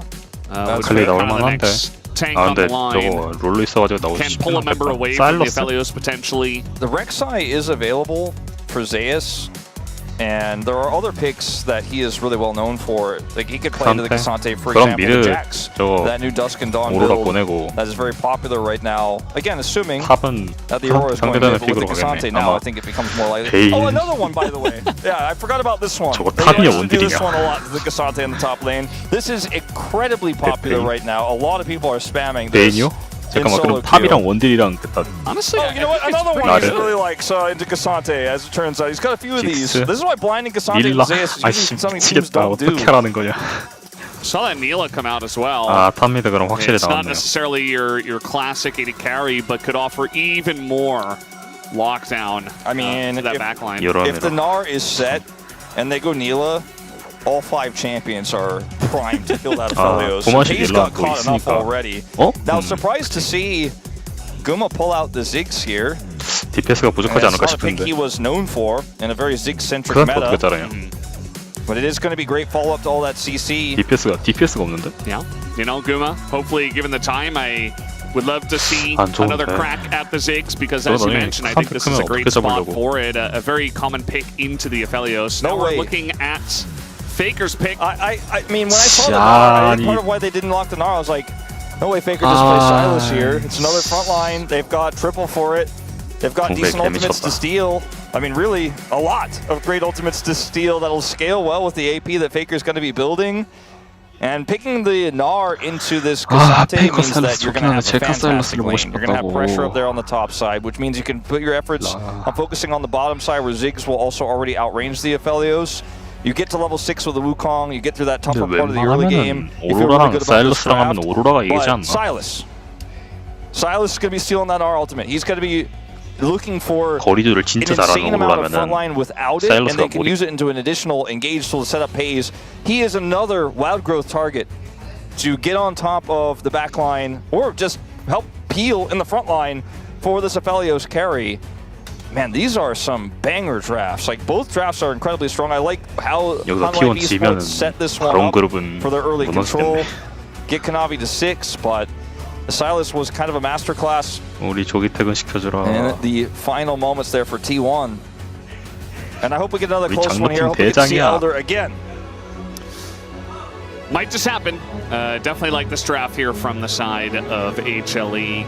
With Zeus back on his Gnar, his debut champ, and Doran on the Cassante over here. Going to be a very fun matchup in that top lane as we have the game loaded up. HLE versus T1, game 2.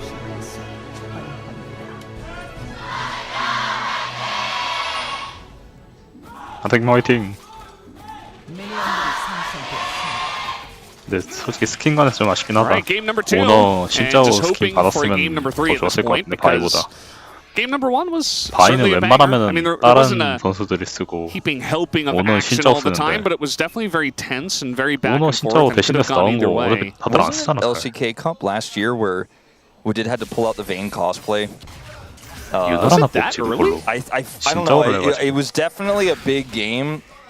It may have been LCK Cup finals or playoffs. And I could already feel when that was being hovered, like the space over there, like Digona would look at each other like, oh, no. You know, I think you're right, because it was at LOL Park, but it was, I think it was also the best of 5 finals where it happened, because it was such a big deal. It was Keen who played it, right? Like, and kind of whiffed it and lost to Zeus. Like, Zeus owned him. Against the Aatrox. Exactly. That's what I remember. Sometimes I write my own memories, but I think this one is true. Anyway, maybe we see it in game 3 and he gets to cosplay again anyways. Remember his Ahri cosplay? What else has he got? Gnar. Would love to see a Gnar cosplay. I think it would fit him very well. 라인전에서 그렇게 세다고 보진 않는데. Yeah. 한타 단계나 이럴 때 좀 noisy as Gnar. Well, 정복자 스타일러스. I mean, is anyone as noisy as Gnar? Lysandra. You guys were talking about this yesterday. Yeah. The Karma as well. No Karma just yet. I mean, the thing about Karma is I'd be okay with it if I could just understand what she was talking about. Yeah. I really just have no idea. One time I did look up the voice lines for meetings. 잘 맞죠. What do you mean you looked up? It's a fake language, Valdez. No, it's a thing. No, I'm pretty sure they had translations. Or at least... No, I'm sorry. I mean, they probably do. At least I saw what she was saying, and I'm like, oh, okay, that makes sense. Okay. Because it's easy to mishear some of those voice lines. No big surprise here, the Lulu winning in the lane against the Rakan. Well, you know, the Ziggs can kind of handle his own here and chip away at the FLOs, outranges them, so you can see, like, there's a health advantage for the Ziggs, there's a health advantage for the Lulu. And as you say, like, Lulu's winning, but the Ziggs is fine here. Does have teleport, of course. And this is a fairly stable lane. It's not like there's kill pressure for the FLOs. Shouldn't be. This is a lane that's won by the Gnar. And so this Wukong is just kind of chilling, power farming the 6. We'll grab an extra ward there, scries. And is just going to head over and keep clearing. Owner's just going to wait for him, actually. We get the knockup into the satchel used aggressively. This time makes sense. Owner's like, oh, hello. So they're going to have a little bit of a skirmish here, a one-on-one. Which mid laner gets here first? Looks like they're here at the exact same time. And going to respect the Xin Zhao, it looks like. Or maybe not quite enough. The chain's not going to predict. As the flash comes late, and now Owner has to flash away. Double flash in as Kanavi desperate to kill that Xin Zhao, but he just cannot. And Delight follows. Double kill given over to Faker at 3 minutes into the game. Triumph proc there. Owner's got too much health. My money is always on the Silas skirmish like that. He has Kingslayer. He is so difficult to deal with. He's so much health.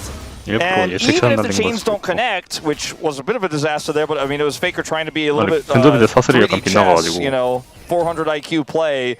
Does not work out, but you're still dealing with a Silas in a scrappy fight here, and it ends up extending, right? 제카가 앞에서 있었으면 안 되는데 매직 앞에서 물렸는데 저거를 이쪽으로 쓰고 Zeka survives as a result, but can't really offer damage back, and then Xin Zhao actually flashes away, doesn't get knocked up. And then the first kill comes through, he goes back in, Conqueror procs, and they end up getting a double for Faker here in the early game.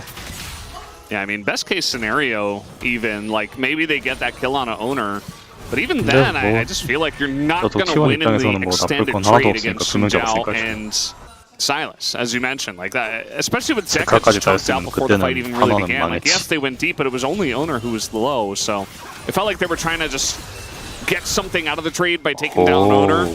Maybe instinctually just flashing in for the kill and maybe just going to go from there, but did not work out for them, and now Faker's sitting 2-0.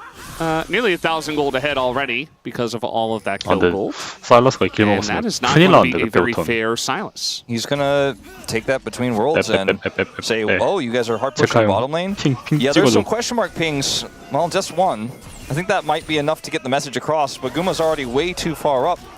Yeah, they are very much caught out here. We do have double flash available. And just waiting. Doesn't look like Paze is able to get in position. Thought maybe he would flash in and look for the root with the purple gun, but not meant to be. Guma already used teleport, so this is going to be a big win if they could shove him out.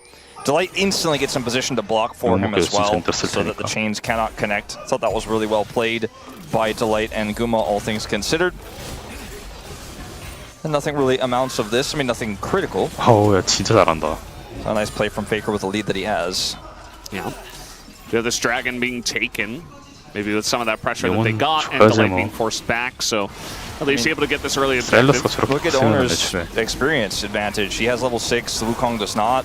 He's a full level up. The team fight, the jungle camp lead he has over this Wukong that's been fighting fire with fire, but is just much less relevant in the early game. A little LPL-esque, you could say, with how he's played this one out. Oh, Kanavi just running straight into him. I mean, yes, it's in your jungle, but again, that level difference is just too big. At least Kanavi's able to smite it away, but Owner's going pretty deep to chunk him out. He wants still more. To level 6. Hey, he wants more out of this jungle. He's like, why still... I know that you don't have level 6 until you can get some more camps. Let's see how many of those I can take. He doesn't actually commit to the Krugs, however. Paze has red and white. And that's going to be the end of the bottom side. Skirmish potential for Owner. This game, very much, it's still a playable game here for Hanwha Life Esports, but starting to get a little bit concerned about how they have played it thus far.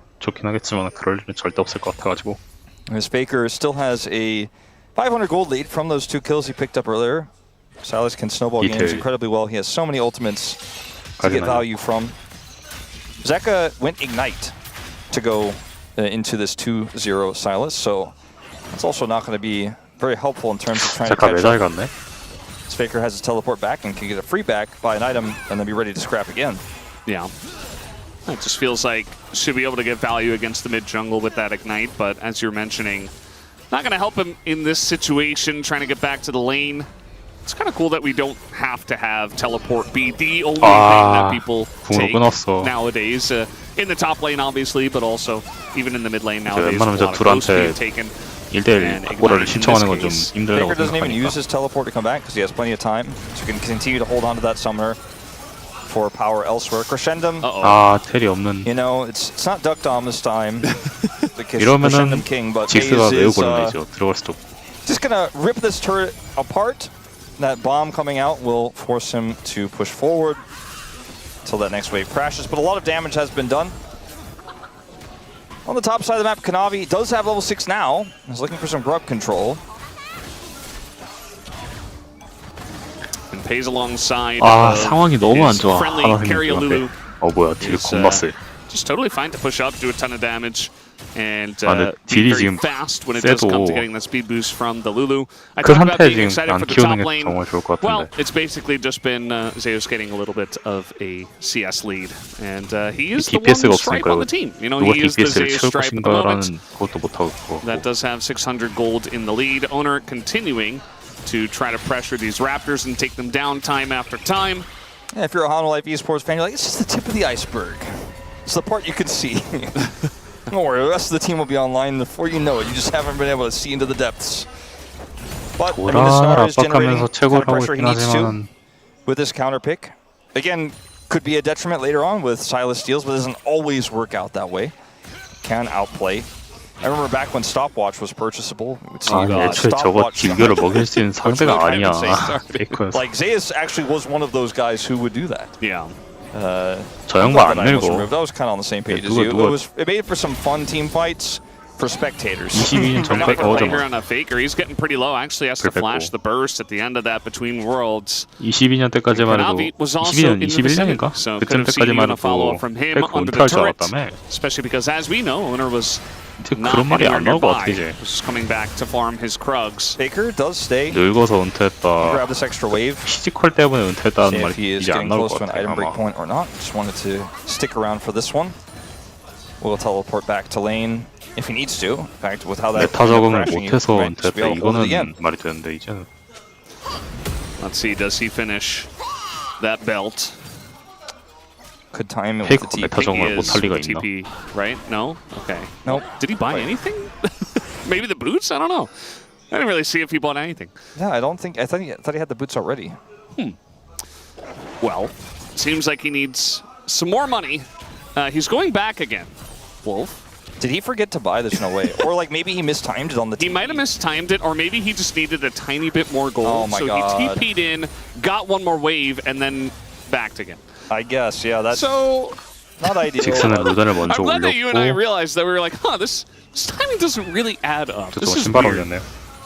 Ultimately, you know, still going to be able to get back to lane fairly quickly. Is back now already. It's 2026. You know, you go back 사일러스가 whenever 마간 you 시대란 거. want. 잠깐.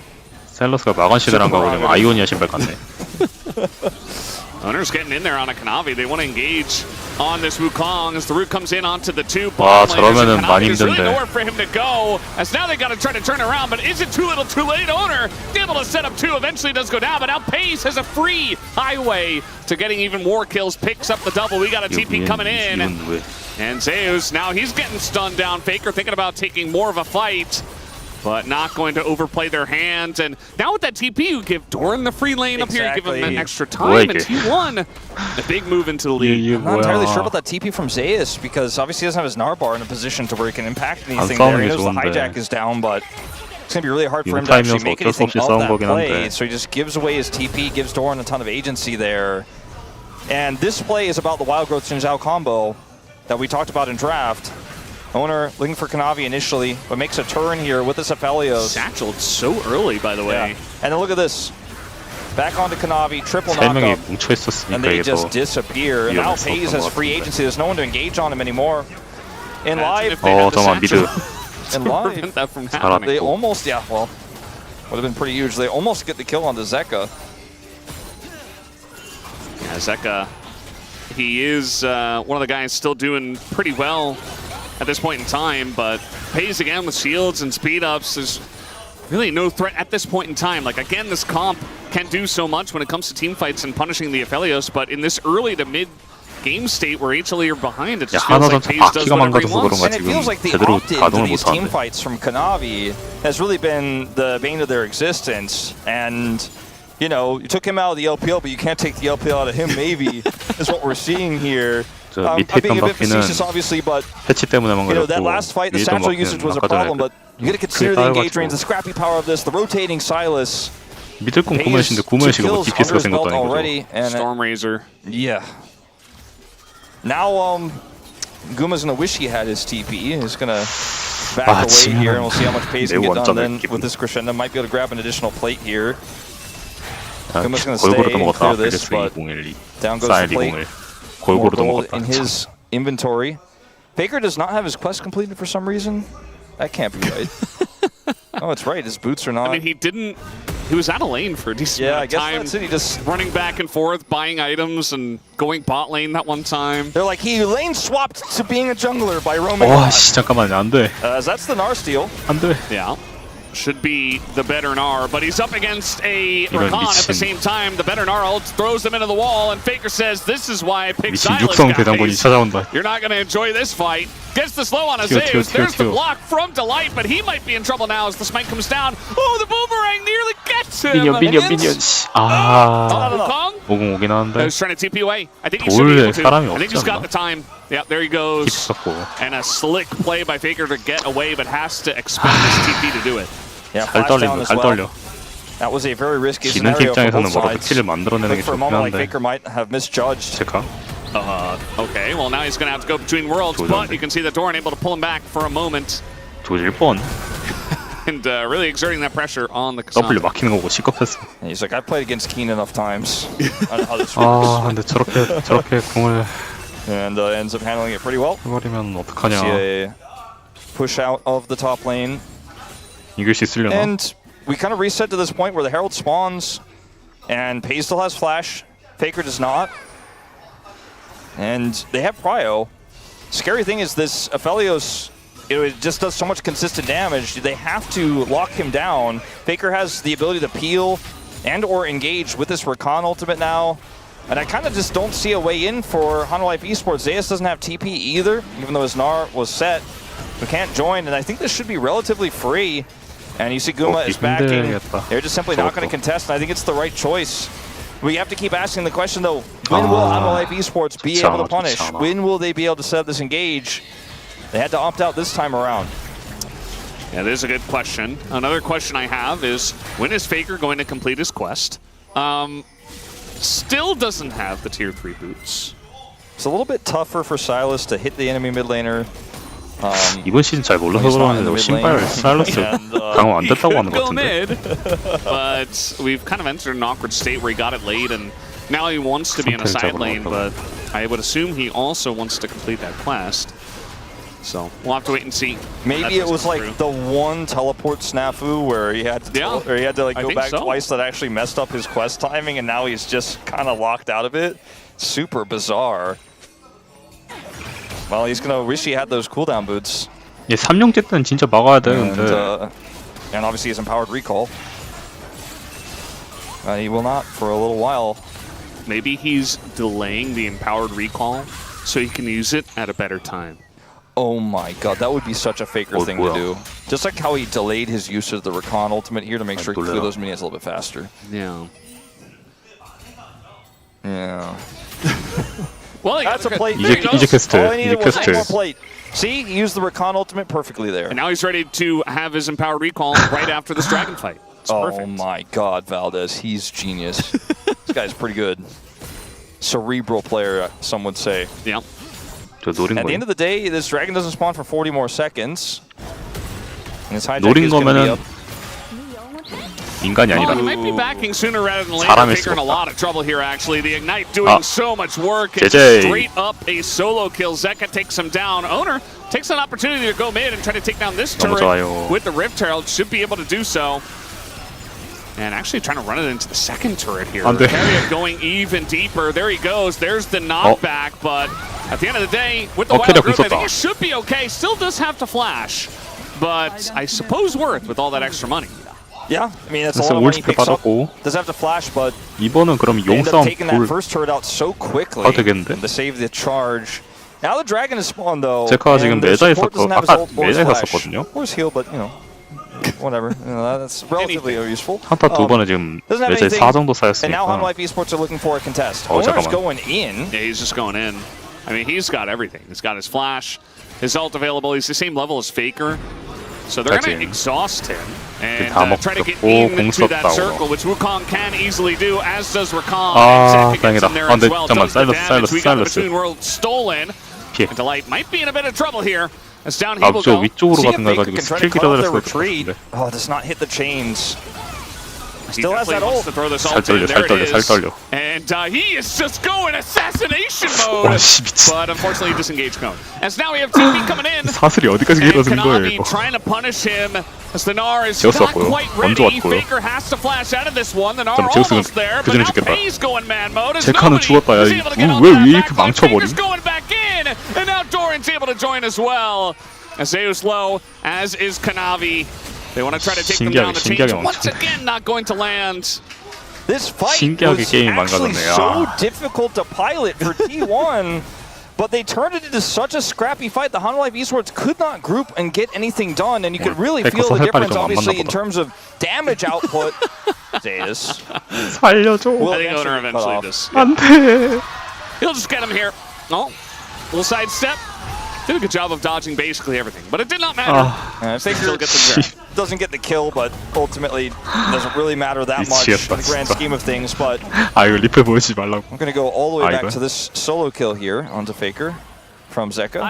나 여기까지는 좋았어. 여기까지는 이제. He made a funny sound when he killed him.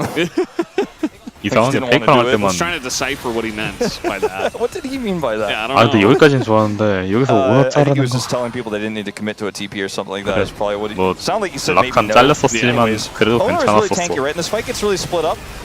Guma does not have the same damage output as Peizu. It's a massive ultimate. He doesn't execute anyone. Everyone's 라칸 health bars get a 잡고 난 little 다음에 bit dented, right? 결국 여기서 용까지 기다리면 tries to 됐잖아. escape, gets taken up by Faker, doesn't ult until the last possible second, and all the while, you know, he pushes out Guma, no longer a threat. He's still Silas in a scrappy fight. He kites back here. TP comes in from the Gnar, but there's no Gnar bar set. Now watch Peiz just take out half his health bar during the polymorph. His attention to Zeka as Doran gets into the backline, finishes off that backline threat of Guma, the Ziggs, and like. There was just never really any setup for HLE. They just kind of trickled in one by one, piecemeal into the meat grinder that was Peiz. And then eventually Doran was like, well, I guess Ziggs is also dead. And they end up winning the fight, taking out the dragon, putting themselves on Mountain Soul Point here with a K'Sante, a Xin Zhao, and a Silas. Not to mention a Lulu to make it even more annoying. 잠깐만 이거까지 당하면 답이 없는데. I think he got a good taste of that in the last team fight, which the action continued on for very long. The thing about the comp here for Hanwha Esports is you don't want to be going in one by one and looking for a finish of the target, right? You want to be able to kill Aphelios instantly, and the fight is won in that moment. That's it. You win the fight, you do that. Obviously, there'll be some kite back for Guma. We'll need to continue to do damage because there's a lot of threats for him. But if the Aphelios is like taking half of your Gnar's health bar out because he teleports in at a kind of awkward angle and can't reach him, 이번 게임에서 한 두 번 정도 위치가 안 좋았어. 근데 그거 말고는 지금까지 괜찮았어. 302 할만한데. Meanwhile, Zeus is just dead, and Faker actually got away with the Aurora ult, so that's going to be a trade up here for T1, who now have a 5,000 gold lead. And they're just gonna set the sights on the Baron. Faker's in TP mid, look for Guma. Yeah, he's got the satchel this time, but Faker's able to get on the right side of that. Now he just wants to get away from Kanavi. And they're just gonna keep them away from the Baron. Red-white for Peiz means this Baron goes down so quick. Yeah, I don't think there's any way. I mean, Kanavi's trying to run over. At this point, they're trying to burst down Faker, who is this tankier Silas, who's quite fed, and that's just the Baron given over to T1. I wouldn't put that in the T1 Baron column, but it was fairly 라인 close. 클리어 되는 They see 게 an 거의 angle, they see a window, 없거든. they've got the right gun set up for Pays, they take it out. Hanwha Esports trying to trade back a 라인 클리어가 turret, 쉽진 않을 텐데. but it doesn't look like they're necessarily even going to get that. The satchel's been changed. 아 오늘 들어가 그냥 궁 쓰면은 그냥 끝나지. No recourse for this. The satchel does come out, but unfortunately that's going to 분신으로 lead 맞긴 Konami 했지만은 to the 답이 wolves as 없고요. in goes Faker and does the burst damage. I think they're just way too far ahead at this point. The chains once again going to miss, but Faker will not be stopped. Does get denied the quadra, but does pick up the triple. As owner, man, he's getting so much aggro from the guys on HLE, but he just rarely goes down. 아니야 아직 사용 안 먹히고 장로도 아직 안 먹혔어. It's only 3 kills for Pays in this game, but his damage output has been so insane in some of these scrappy fights. And now Zeus. We got better Gnar ults coming on in. 왜 Low. And it looks like maybe not gonna go for it. Although Faker has been going insane. Kingslayer 계속 comes in. 긁는다, 계속 긁어. Zeus is getting low. The chains are going to connect as might just have this Gnar ultimate into the wall, into the turret. Delight super low in the auto from Carry gets it done. He flashes forward. The bloodthirsty support trying to get another one, but he will not be able to. T1 having a bit of fun with their food at this point. Yeah, this is definitely becoming a very one-sided affair very quickly as Pays kind of baiting them in. 잡았다. Konami looking for a bit more while they are going to get Keria as Ingo Zeka as well, but yeah, I suppose just getting the scraps at the end. Pays was almost able to turn that into something. Does have to use 넉다운 his 직전에 flash and 럭키 still 펀치 이런 걸로 dies, 이해해주면 안 so 되냐? not ideal, but it's really just a drop in the bucket of the deficit now. Can't satchel the turret until it goes to its final plate, if I'm not mistaken, on this patch. So they can't get the turret as quickly as they would normally. And then, yeah, he is just going sicko mode in this fight. So difficult to kill, so tanky. And then he just is able to catch them before they can take the turret out. And then best friend Keria coming in. Speaking of best friend Keria, he's going to have a lot of fun in this replay as well. This is not quite the replay. 한 번은 우리도 킬 좀 줘야지. The replay where he helps Faker with the Gnar ultimate and all that. With the too much action. Too much action. Too many replays. We don't even know which one it is. And Faker gets a kill as we're in a replay. He's looking for more. I feel like he's throwing so many chains, and I see most of them miss, but sometimes he just gets in there and blows up your entire health bar instead. 별 6개 달고 있는 사람이 울진할까? 아니 근데 저걸 어떻게 막아 지금? We'll see a TP from Faker. 한 명만 잘 큰 것도 아니고 5명 전부 다 잘 컸는데 저걸 어떻게 막냐? They're not going to go for the bottom turret there as the Baron fades away. And we'll just reset and look for Dragon. Owner is level 16. Go over the wall here. There's just no way anyone can get anywhere near this Dragon. They have no vision either. I mean, Kanavi's going to come over here and see what he could do. He doesn't have flash. And I think this is just Mountain Soul to T1 for free. 주겠다. Yeah, look at Doran's positioning as well. Just 이러면 포지션이 싸먹히는 포지션인데. Rope is looking to come on in as trying to get on top of Goody here, but he's able to satchel away. Faker though able to steal the between worlds. Does an immense amount of damage. Finds Zeus on the top side. On top of it all, and Kanavi essentially just the sacrifice. As this engage cone does get Zeus to safety. It's only a matter of time until T1 end this game. It might be a very short amount of time, in fact, Valdez, as they have this super minion wave here. Shirelia's out. They're looking to end it right now. I think they should be able to. Zeus, Gnar, and 사이러스가 몸 때문에 저거 와 터졌다. on top of 3. And it's still Faker that gets 2 kills somehow. As now he's diving the fountain. I'm sure he's giggling the entire time. And they have a little bit of a way to just get cleared out. Doesn't seem to matter. Very much having fun with their food and playing with it, but they will take down the Nexus here. 그지. As 가야지. looking for a bit more, wants that damage number to look even better. 그만 끝내줘라 same thing 제발. for Pays as they are just in it. Zeus though wants to 우린 get 안 a 그래, kill. He's 우린 not 안 gonna be able 그랬잖아. to. This Pays picks up the double. And that 인성질은 안 will do 했잖아. it. T1 have their fun, and they will also have their game 3. 잠깐만. Right. 34분인데. Bringing us to a game 3, a full series here.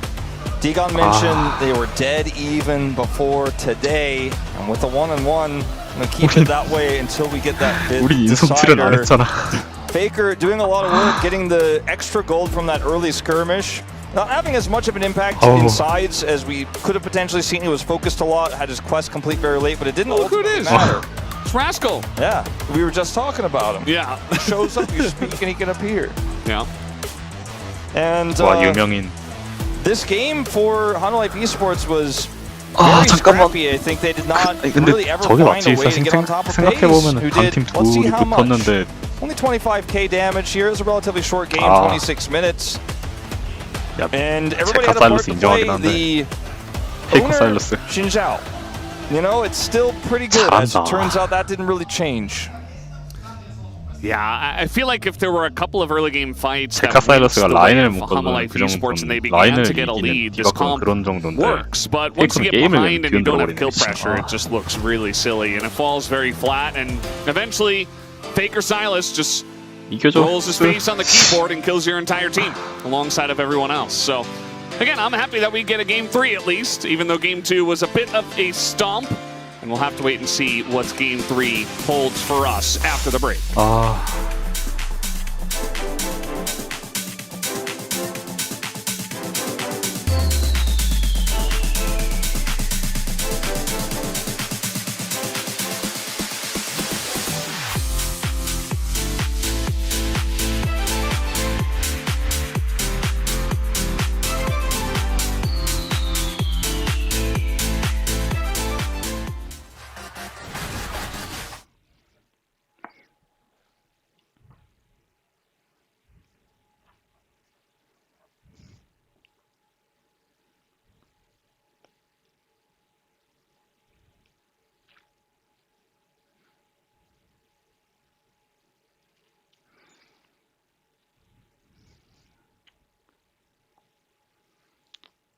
시간 되면 애매해지긴 한데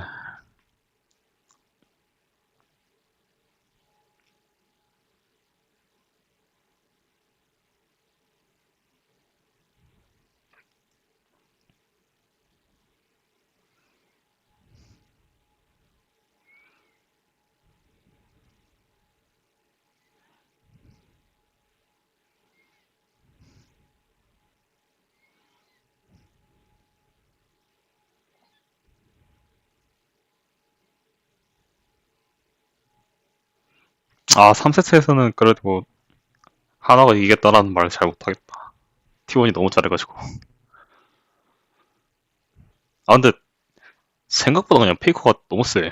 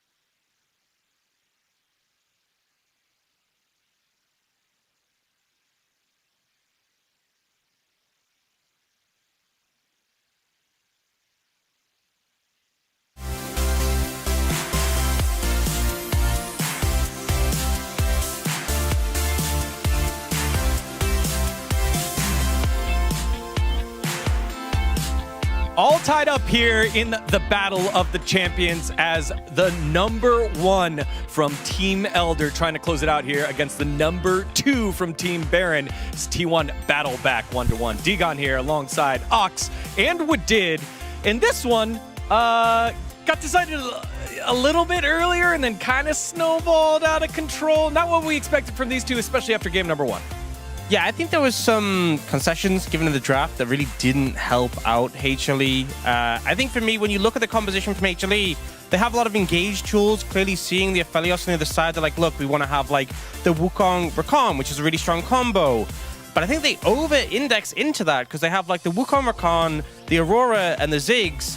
And the problem is that you have all this burst and follow-up on the engage, but it's like, even if you kill this Aphelios, which isn't a guaranteed thing with the Lulu protection, it's like, where is the damage to kill the rest of the team? Where is the damage to kill the Xin Zhao, the Sylas?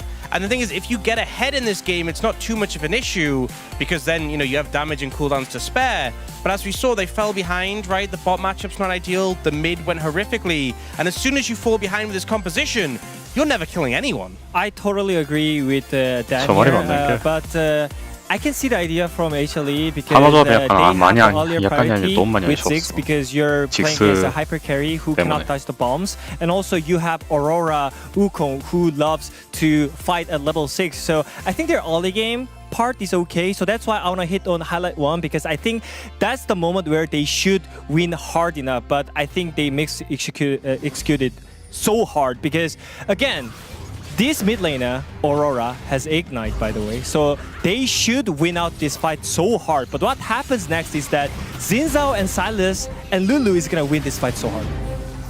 Yeah, and this ends up in a situation where they dive so heavily to try and get Zeka out, but now Zeka is out, right? Out the fight, and it turns into a 2v3 and ends up backfiring, and you see how low the health bars at the end, but it's a huge win here for T1. So I think what they should do instead is actually just do their job, do their own job, you know. I think Kanabi is okay with just doing 1v1, and again, this Aura has Ignite, and Sylas doesn't, so I think Zeka should just go on Faker and just do the 1v1 and just chunk on Sylas. Then I don't think Faker can join the fight. So I think after that, they can actually control the river side and they have the pressure on it. But instead of that, Zeka kind of tunnel visioned on Xin Zhao, and I think they just misplayed so hard on this one. And then after that, like, there's no way comeback for the HLE. I think they just committed so heavily with the cooldowns. Like, Kanavi was committing heavily to the 1v1, and then Zeka's like, oh, I have to be there, I have to W in to get there. And it's like, well,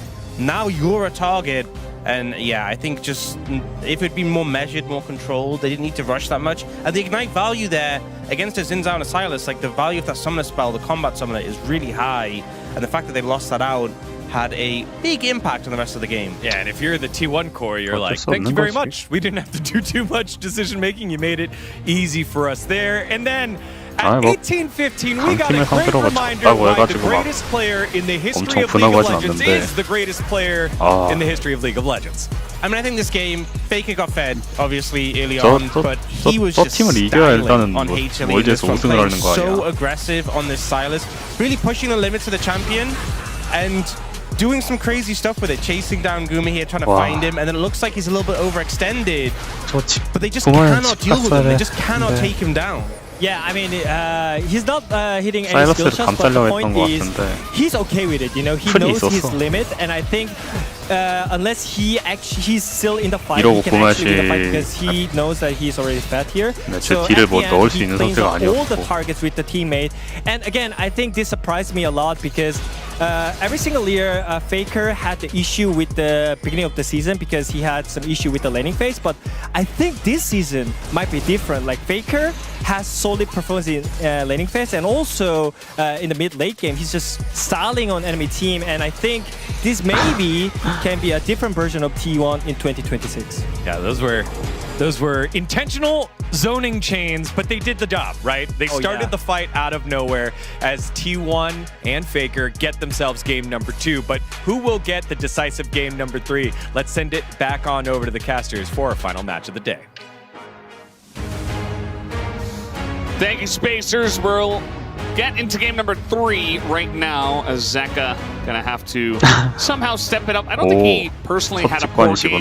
Just kind of felt like, you know, his opponents got very fed and then 여기 화면에서 보는 거랑 또 현장에서 보는 거랑 엄청 분위기가 다르니까. I mean, I think that is a pretty good summary of what ended up happening. And the composition, I think Ox summed it up really well. They just didn't have consistent damage to cut through the insane front line, even if they could burst the Aphelios, which just didn't happen. And you could see in those moments there that were showed with Faker, he didn't hit the chains, imagine if he did. But they just can't kill him. He's mobile, he's tanky enough, and there's no damage. So let's see what the draft looks like here in this third and final game. The selection goes back to Hanwha Life Esports. And instead of taking the second pick, or the R5 basically, they go for first pick, T1, likely to choose blue, you have to imagine, going into this one, and they will. So, a little bit more standard this third and final time around. Winner of this feels like they are going to have such a massive lead going into the next stages of this tournament, and also, of course, will be the one leading these two teams here in the year. They were dead even right before this. There's still some big prio picks I think we're going to see gone. The Orianna and the Azir are those two big the Malphite, the Jace. Oh! The Graves. Graves kind of niche, but still strong. His crit kind of got buffed, obviously, and like he's been changed, and then like I think, what? WTF 2 Malphites? No. Wait. 뭐야? 저 뭐야? Okay, so that's, I would assume, second ban Jace. I think they're gonna ban Malphite here. I don't know. No, I think they banned Jace, right? No, I'm joking. 바루스까지. It was just an okay, error. current one is correct. 유나라 배네. So, okay. 야, 오리아나 아질 싸움 가나보다. Really strong when there's no Silas. And since Silas was played, they need to ban that away. 아 근데 아마 너희가 배네 약간 이런 식으로 갈 것 first pick. So they just didn't have any intention of playing it at all. It seems like the Inara will once again be banned. Varus is gone again. 이거 하나 입장에서도 절대 배날 이유가 없어 지금. Zero Orianna. Graves, not. I don't think so. 그러네, 배날 이유가 없네. This meta is so variable that it's difficult to predict what T1's read on this is. They'll take away the Rel as they feel there's enough engage taken away. I mean, look at the jungle picks that are banned away. 좋은 걸 일단 먼저 가져가자. You know, there's the Alistar, the Rakan. 그렇지. They leave the Alistar to Zeka. Or sorry, the Azir to Zeka. And I was gonna say, Silas is gone. 논매가 진짜 Akali is not. Orianna. Orianna also available. Orianna is stronger traditionally in this meta and a stronger mid pick 오리아나를 for 가져가야 CC and her 되겠죠? versatility, but Akali is the air quotes counter pick. 아씨 바드 프로그램 Grab Bard though for Keria. 조졌다. That is always a good idea. Doesn't matter what meta it is. And now we've got Bandle Pipes potentially for him, so we'll see if he does go for that. They go for the Orianna, the safer pick for Faker. Well, it's just hovered. 야 아니네. 밴했어야 되네. Orianna, the safer pick for Faker. 뽀삐 대신 저거 바드를 밴했어야 되는데. And we'll see if we get a jungle here or just lock up the bottom duo. 끝나는 거 아니야? The board is there. I think the jungle safer choice. And it will be Kanavi's Jarvan, the fourth, to be clear. The fourth, yeah. He's not playing Jarvan 1 in this one. Aatrox for Zeus would be fun. However, this would be blind. It is very strong. A lot of different builds coming out, but Renekton. Gonna look for the Renekton, which is a much safer blind pick. Yeah. Renekton, Azir, the choices. Okay. Rek'Sai. So we didn't really have a plan there, but we cycled through and 이러면 나중에 원딜 물 때 편해지긴 하겠다. Which works well with this comp so far. Thinking about Diana. Will we throw it into the jungle? I know there's a lot of Diana enjoyers right now. I just don't know if she is quite pro-playable, pro-viable. And we know Owner loves his Nocturne. And Nocturne with an Orianna, That's something different. That's next level. Yeah, also really get this. Bard Orianna, we've seen actually T1 specifically have been really good at setting up combos with that. Which makes sense. I mean, his carry is Bard. And they are like, no Renata in this lane. It's decent into the Bard. It's really decent into the setup here for this composition. Bard Ezreal not going to be on the cards. Varus is already banned. I wonder what else they're concerned about here. We don't know what their pick is going to be just yet for Guma either. Yeah, kind of gotta go down the list. I mean, there's Ashe available. There is Sivir. Jhin could be another big one. I feel like Sivir is what you probably want to ban here as T1. Take away the Ashe that he had an incredible performance on at the Worlds Finals, where he did secure an MVP. And for here, it's not about safety necessarily, it's just about poke and pressure in lane, because they're going for an 80 care, which they in fact do not. Instead go for what could have been a potential Gwen counter pick into this Rek'Sai for Doran. Does Doran just play a tank here and they look for a scaling carry, or does he try to play through top side here with a strong side lane champion for the Nocturne? I kind of like the strong side lane champion angle. They'll deny the Sivir first, so they can take that counter pick. Well, I mean, it's not necessarily, I mean, it is a counter pick, but it's not the pick to counter. They blind the Sivir to keep Doran's pick hidden. That's what I'm really saying here. I think they're going to do something like Camille or look for some sort of other strong side laning pick, potentially. I want to see what the 80 carry is first. Guma Kaisa might be making its return here. Or it might just be Jhin. Which, I think Jhin makes a lot of sense. It's just a little bit vulnerable to Bard and Orianna. So, you know, if you guys are winning and you're pushing forward, you've got Azir, you've got Rek'Sai, you've got Jarvan pushing and engaging for you. I like the Jhin the most in terms of champion proficiency for Guma. 진 나쁘지 않다고 봐. 오히려 이거는 카이사나 DPS 좋은 애들이 가면 안 좋아. I think the Zeri works. I think the Kaisa is decent with the Jarvan. 이건 근데 진이 맞아. But 이건 otherwise, 진 the 해야 Jhin 돼. just has so much front line. 이거는 제리 카이사보다 진이 밸류가 더 set him 높아. up and also peel. Zeus, one of the best Rek'Sai players in the 근데 world. 탑이 아직 안 Jhin just really 나왔구나. fits the bill for me, and it's going to give you a little bit more of a stable laning phase, even with 탱키 the 체험하면 이제 끝나는 Nautilus 거지 Falcon 뭐. here. 아 근데 Now, 그거는 아지르가 what is 또 it going to 받아주니까. And Camille, I teased earlier, It's going to but be something weird. it 아유, could certainly 좋았다. be something that 좋았다. Galio just smashes lane outright. Something ranged. 우리 할 말 could be the 엄청 많다. Jax. Oh! 잠깐만. In the top lane. Because it's not going to be 이거 아니지? Orianna. 도란이 한 거지. I mean, I suppose it could be, but I think Doran would be a lot more 잠깐, proficient 진짜? on Akali. Yeah, well, Akali 이걸로 was meta in top lane. Rascal's like sitting right over there. So true.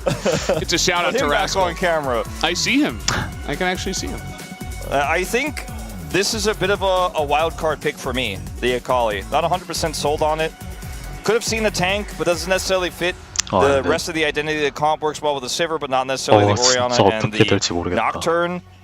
And it's another ball carrier. 아칼리 정복자가는 사실은 저긴들을 다 뒤지긴 하거든요. Akali being as hard to lock down as she is. 이게 딜라이트가 잘해줘야 되고 이번 판 키는 딜라이트가 어떻게 하나에 따라 so 달리고. difficult to actually see where she's coming from, what angle she's taking, and that paranoia gives you so much frustration when you're trying to deal with this champ if she's fed. DPS 채우고 한방 패스한 진이 We don't know how 있으니까 this 좋을 것 game is 같고 going to go. I think the volatility of this draft for T1 just went up T1 쪽은 그거임. massively. The rest of this, 오리아나 알잖아. 오리아나부터 접 챙기면서 아드가 상체 도와주고 아칼리가 거기서 활약하는 느낌으로 진 잡아낼 것 같은데. Definitely will have to. Feels like comfort along 이게 the board for the rest of them as we jump on the rest for game 3.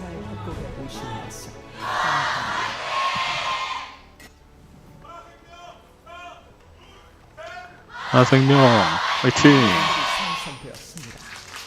All right, game number 3. 이제 시작됐다. It is what we hoped for in this best of 3 between these two teams. The long-awaited matchup here at the LCK Cup, happening already on day number 3.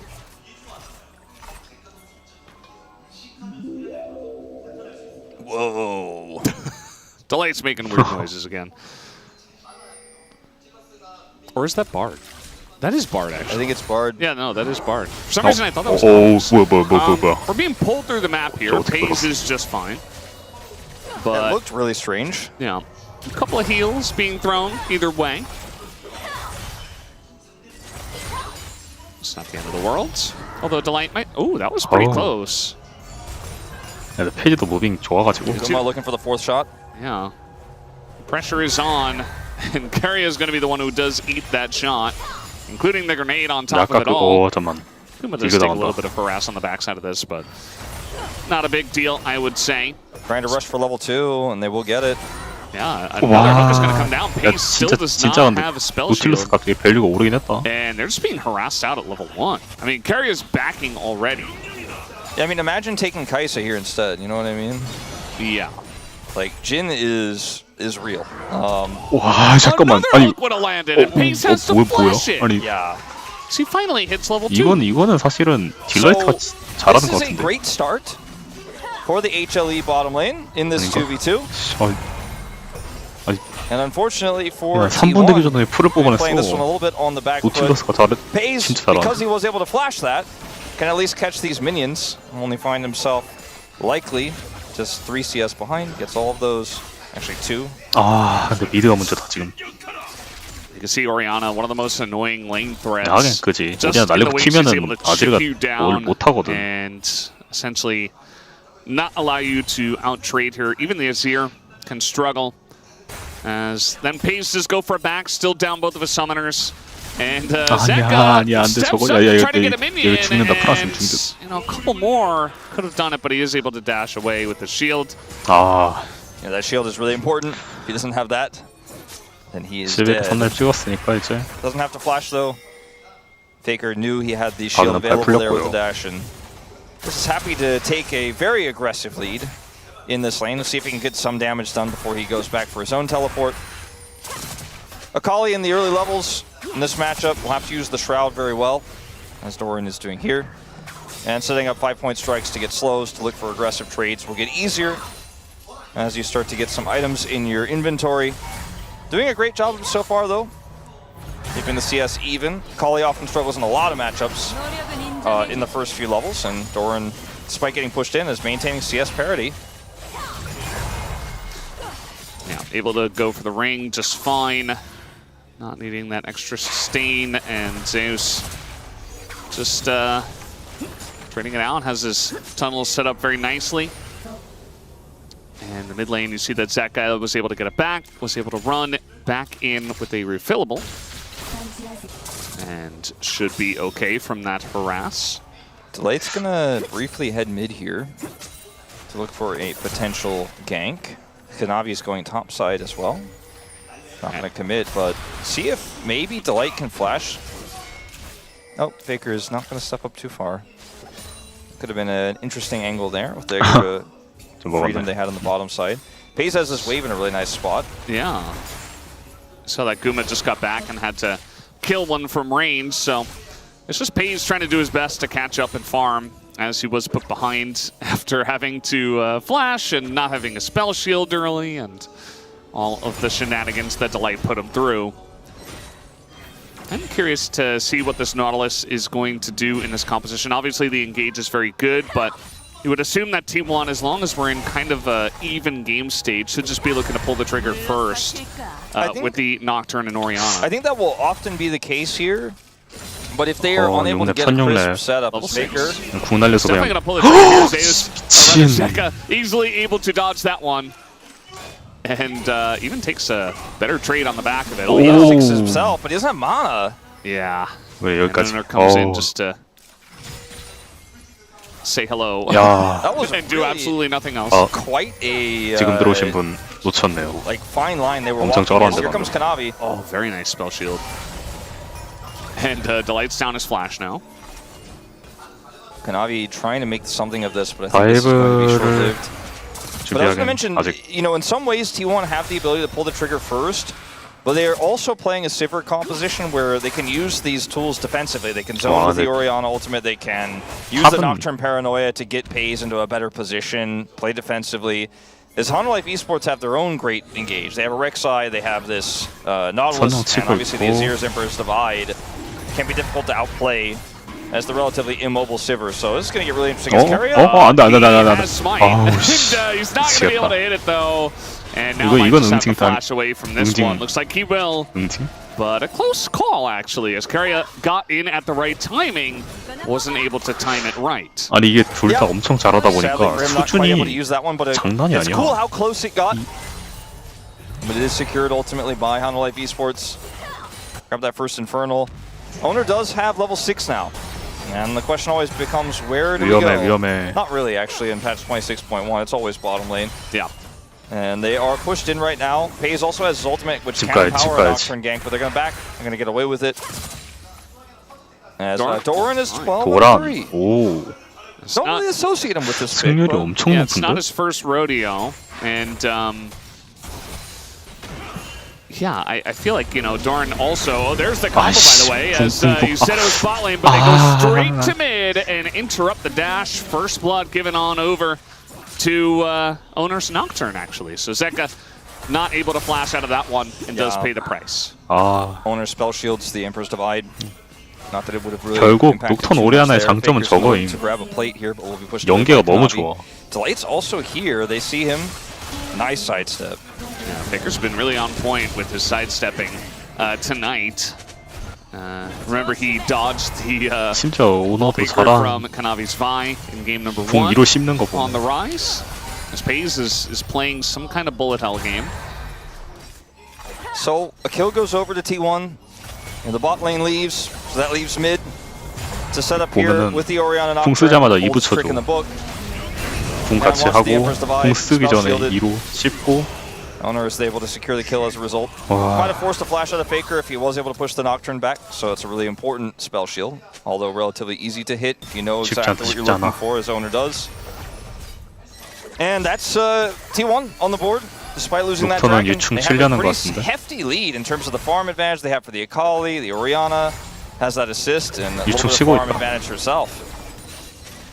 Not to mention the jungle advantage that Owner has with the kill. Yeah, I mean, that's sometimes what you get when you're laning into just sponge tanks that sit there and they sustain forever, and you do a ton of damage to them, but they're never going to die at the same time. And you just essentially get to free farm. So Doran's really enjoying his time. Nice little stun from Keria's Bard. As all-time Owner, 33 or 6. He's 84.6%. This pick for me has kind of become more iconic than his Lee Sin. I don't know if he has a, I don't know to compare the games and like win rate. I don't have that for me right now, but still, like I just associate him more with this pick at this point. We got a little gank brewing. Kanavi has been such a menace trying to deal with this, but at the end of the day, Keria gets over, lands the stun, and FaZe throws up an ult. Yells into the ether, and didn't necessarily need that, but wanted to play it safe. Kanavi did not have Cataclysm available just yet, and when Keria gets on top of him and stuns him, that's just kind of the end of the deal for that one. Does end up backing away. As we just keep watching this matchup where Doran is having more and more fun, despite the Hex Drinker there in the inventory of Zeus. This is why every single laner that you see into Rek'Sai just has a bajillion damage at the end of the game. Yeah. Because Rek'Sai stands there and takes all of the damage, but then heals it all back. So, you know, it's not like she's avoiding any of it. It's not like she's taking less because she has inherent tankiness or like a shield. She's just sitting there and sustaining it all. And it's very annoying. This is a really good ward here for Faker, so he is not under any threat despite being flashless, as Kanavi is relentlessly looking for They're trying to do it again, angle. Trying to do what, sir? The Orianna Nocturne. I mean, Owner is right there. And, I mean, they don't have to commit here, but Delight is in trouble. And that's why this might actually force some reaction. And it's a lot of prio gained for the Dragon. It hasn't spawned yet. But unfortunately, Kanavi has just come up empty on both attempts now, back to back. Yes, I can do a thing. No. I am real. I do things except healing. No. I wonder how much of Doran's gold is from killing tunnels. 사실 CS 통제 당하고 있는 것 같다고 해도 그냥 들어갔다가 나중에 피업하면 되니까. At least 50. Yeah. I think that's a pretty accurate estimate. Yeah. Does force Zeus to go for the Hex Drinker early. So it's going to delay his build a little bit, but... Okay, let's see. Oh, there's the Gunblade. Yeah, the Gunblade tech here. Gonna go straight back to the top lane, but his TP's coming up.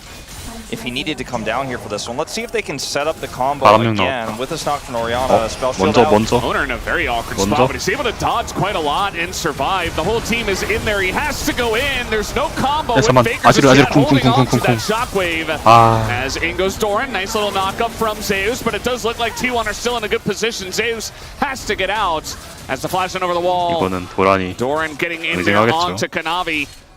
And should eventually be able to win this one, especially with the help from his team. And Doran just going to collect that kill. Nice little fight from T1, although it started with Owner kind of out of position. Yeah, did not look great for him, but 내가 말했지 유쾌하지 않다고. Okay, Guma may have to flash. Okay, they're going to drop an ult here. 큐 쓰려나? And it's going to allow 내 큐를 두 개 대신 맞아줬어. damage, but it's not like they're going to get the kill or anything like that. Yeah, they didn't have any backup. I thought perhaps Owner was coming down, but he wasn't actually.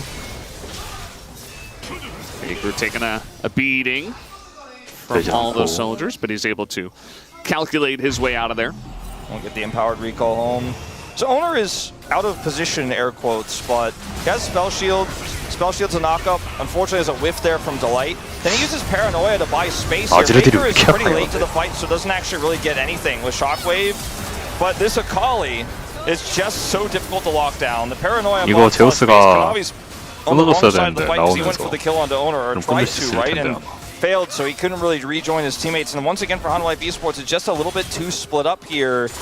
And not only does T1 win this fight, but they end up getting a ton of money onto this big top lane carry. And now Doran is an even bigger threat in sides. Zeus was like sometimes getting on top of Doran occasionally, but now with Gunblade, I just don't ever see it happening. And the Dragon should go over here as well. 아칼리가 진짜 크래피겠다 진짜. To put us at a 1-on-1 Dragon apiece. And for this setup here for Hanwha Life Esports, I think we're just going to have to see a little bit more coordination. 나쁘진 않았어, They saw 픽이. Nocturne, they pressed buttons to go in. Kanavi has definitely not been shy about engaging, but the rest of the team wasn't there for the follow-up. And 저기 어떻게 아카리를 넣을 생각을 하지? Here's another engage from Keria, potentially. He's trying to bandle pipe his way, his team's way into the victory.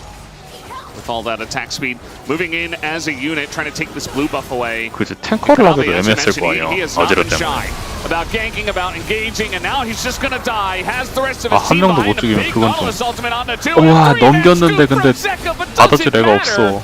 As Guma trying to do some damage on the backside, but doesn't have enough at this point in the game. As Faker getting pretty low, maybe able to take him out, but no, the shield comes down and Faker just walks it off. Pace is going to be tagged. Keria gets in there, and Zeka somehow died up top as well. And things are getting very silly, but very silly in favor of T1. I mean, when people are talking about game time and faster games here on this patch, maybe the game time itself on average in solo queue games isn't shorter, and even in pro it might end up being relatively close, but it's small advantages you get that allow you to just group up like this as T1 and be like, I'm taking everything, by the way. 먼저 이니시를 걸어줬어야 되는데 아지르가 걸었어야 되는데. The Nautilus ult here is decent. The Zeka ultimate is phenomenal, but there's no damage. Guma in stasis because of the Bard isn't able to get that follow-up damage. He's probably super frustrated with how this fight went because he misses here as well. Faker speeds up, is able to get out of the ultimate. Keria comes down to block for Pays. Zeka is getting rushed down in the melee. He's sitting on a Nashor's too. He does not quite have the damage to clean up the fight after the Emperor's Divide.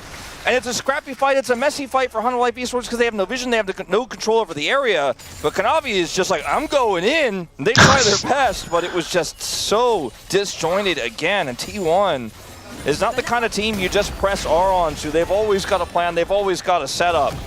And now the lead they had has ballooned into 4.5K. 아 근데 이건 이제 카나비가 더 이상 들어가면 안 되는데. It's definitely something we've seen in the past before, that Jing can struggle into Bard, and I'm glad he called out the stasis, because Guma, if he's there in the back and he's actually dealing damage during the sweep, during the Emperor's Divide, like maybe that looks a little bit different, even from behind, but it just wasn't meant to be. Just the little things give T1 the favor, even after a big play from Zeka.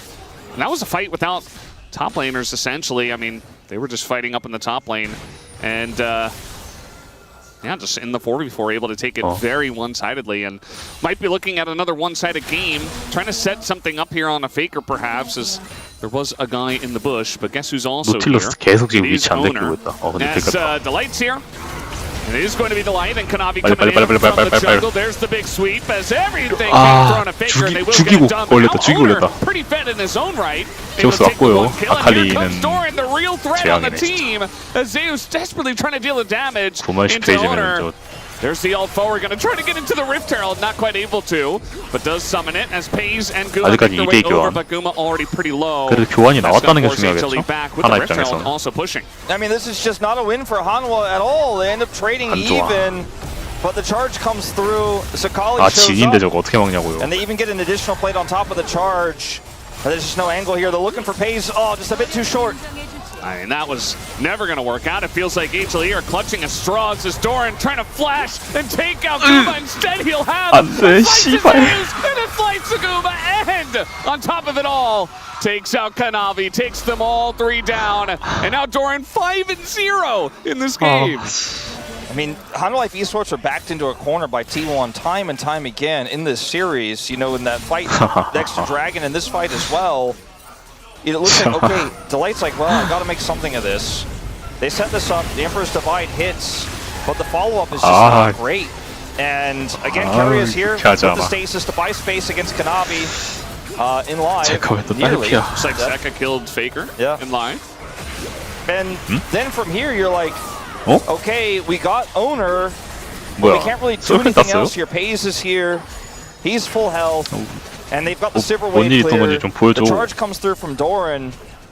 And what happens here, it gets even crazier because they're like, maybe we can make something happen on the Pays. 라이브에서 뭐가 계속 They 일어나고 있는데. overextend here. The turret is dead. As okay. We're not even going to get to see it because in the replay, there's more kills happening. Not just to champions, but to turrets. And Doran hits 6-0. 렉사이드 상대로 다이브를 했구나. I guess not. Hanwha Life Esports definitely decided they were going to send it this game. He almost died of that turret. Yeah, you know, especially that re-engage on a Pays when he's got barrier and spell shield up, like that is just never going to work. And then like not in the face 간단해가지고 Doran is like, 기분이 튼튼해가지고. then, so I guess I kill all of them. And then he did kill all of them. Look at his items. And he's getting even more gold, like. You talked about getting incremental leads and how good teams are doing it. I mean, Zeka might just be dead. Dodge there. Even the Zhonya's to come out, and Doran never even got turret aggro. He's still just dancing around, and he's going to be able to dodge away from this one for Owner to come in and clean up. And he might as well, as that'll be the one. It looks like Delight has his flash for now.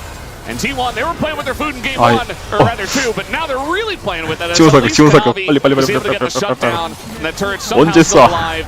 And Kanavi's still going to die. Well, this game is looking pretty over, Valdez. I think Faker just dies again, by the way. 가요. 할 수 있어요, 제우스. Everything's going right, except Faker keeps dying in the side lane. It's okay, it's fine. He does live. Zeus can only sense him, but he didn't have any burrows set up to chase. Yeah. Okay, well, this Dragon is kind of like, hello, I'm open for the take. T1, you guys have some prio. We're like, now I like to kill the objectives that are controlled by players. As you mentioned, Doran is able to absorb, or rather avoid, turret aggro this entire time. Gets the backflip away. Carrier shows up. The Nocturne comes out. They re-engage onto Zeka. Doran just layers in damage after damage after damage. Rooted, but again, no turret aggro here. In live, they are taking the Dragon. Finally, they're able to take Doran out. Pays is like, cool, but you have no turret. So I'll take the jungler who continues to send it. But at this point, I mean, who could criticize Kanavi for trying to make desperate plays? Yeah. This game is certainly over. If you're playing Jarvan like you're, you know, Olafs that get behind and they press their R button and then they run away. Like, if you're playing Jarvan like that, you might as well just surrender. So, nothing on Kanavi. It's just looks a little silly. Kanavi just like cataclysms the minions. He's like, stay away from our base. Defensive cataclysm. Defending the base. Yeah. You can't walk out of this for a few seconds. 영어살로 맛있다 이거. It's a lot of money that they have collected. They have 3 grubs for this as well, you know? Uh-oh. 아이고. Well, at least Zeus is here. 두 And I think 명인데 that should be 그냥 enough 두 명인데 들어오고 to 있네. hinder Doran. Or maybe not. I don't know. It's a ton of damage. And he 미친 just 저걸 gets 또 the 따고 kill. 있네. And the Cataclysm kind of looks defensive, but it's not helping anyone. And Doran picks up yet another one. Did have his streak ended by Kanavi, so maybe a little bit personal there. 아니 Yeah, 24년 썸머에 입문을 I don't know if 했는데 he's 왜 really too 그때는 bothered by 저걸 it. 못 봤지? As Zeka has TP, but I don't know if he should use it. Maybe he should just, you know? 쓸 리가. 아이씨 저건 Yeah, 진짜. Kanavi is extremely dead. Like, you cannot 아 emphasize 아니 how 그 자자 dead he 들어가면 안 is. 되지.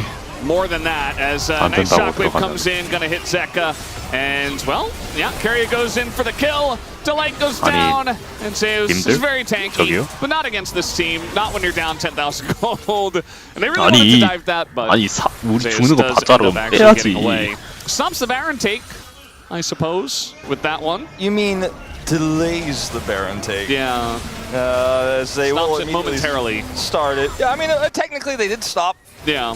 And then started again. So I mean, like, 아, the delay 칼리가 is 진짜 correct, 개크랙이 but also the 이거. stopping is correct. Yeah. And like, what do you do now as Hanwha Esports? This game is surely lost. It's a lot of confident plays from Hanwha, but some misjudging of these skirmishes, right? And it was in game 2 a similar situation, right? Like making that call 아니, to go in 이걸 on the Silas, looking for that type of scrappy fight with Xin there as well. Really going on to the Xin more than the Silas, even though they had the Ignite, as was pointed out by the desk. And then in this game, I mean, not this moment, because I mean, from here, like, what this 이거 literally 하나만 nothing you can do. 봐야죠. And Zeka gets shockwave, he just TP'd in. Doran's on top of him, Carrier gets the kill. But it's some of the early to mid-game fights where they tried to force it, and they just fell flat on their 졸라 face. 잘해. That leads to this position we're in now. That fight on the Dragon in particular was really the backbreaker, where Guma got stasis, and they tried to 7킬 force that fight 깎달리면 instead 누구 of 하나 like 공만 slow playing 찍어도 it, and 피가 반은 달겠다. it just is not working for them. Pays is on 3 items, 0 deaths. 밤에 우리 제일 큰 사람이 interesting 하는 거. conversation to have after Doran's Yeah. Collie game here, but I think it's probably just going to be owner for me. Yeah, I think that's fair. I think that's very fair. After what we've seen here in 3 games. 유감이네요. Well, it feels like almost 2 하필이면 full 그 유감인 games 게 그 because the 팀이었어 second and 보지. third games have kind of just been solo queue stomps. Like, this has not been what we 아니, expected after 왜? that very tense HLE victory in game 1. 아니 근데 이거는 Although, 그냥 자연재해급임. Because very good 안다고 still 막을 수 있는 게 are 아니야. best 이거 아칼리 teams. 픽을 And you can get a lot of plates in this 어디가? one. Yes, not quite able to make the combo work 잠깐만. that time around, but 되냐요? he stasis the 되나? turret at least, and Owner still has his flash, so he's able to get away, and that might 아니, just 오히려 be 따였잖아, Doran 이 does damage 미친. with one tick of his ult, and he's still getting in there, has his Zhonya's now, gets another shuriken, and just dies.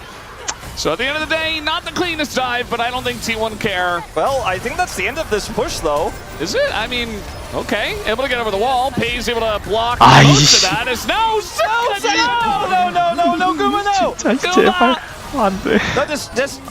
No, no. Just leave. Just clear the wave. Okay. Well, T1 still won the fight, I guess. Maybe.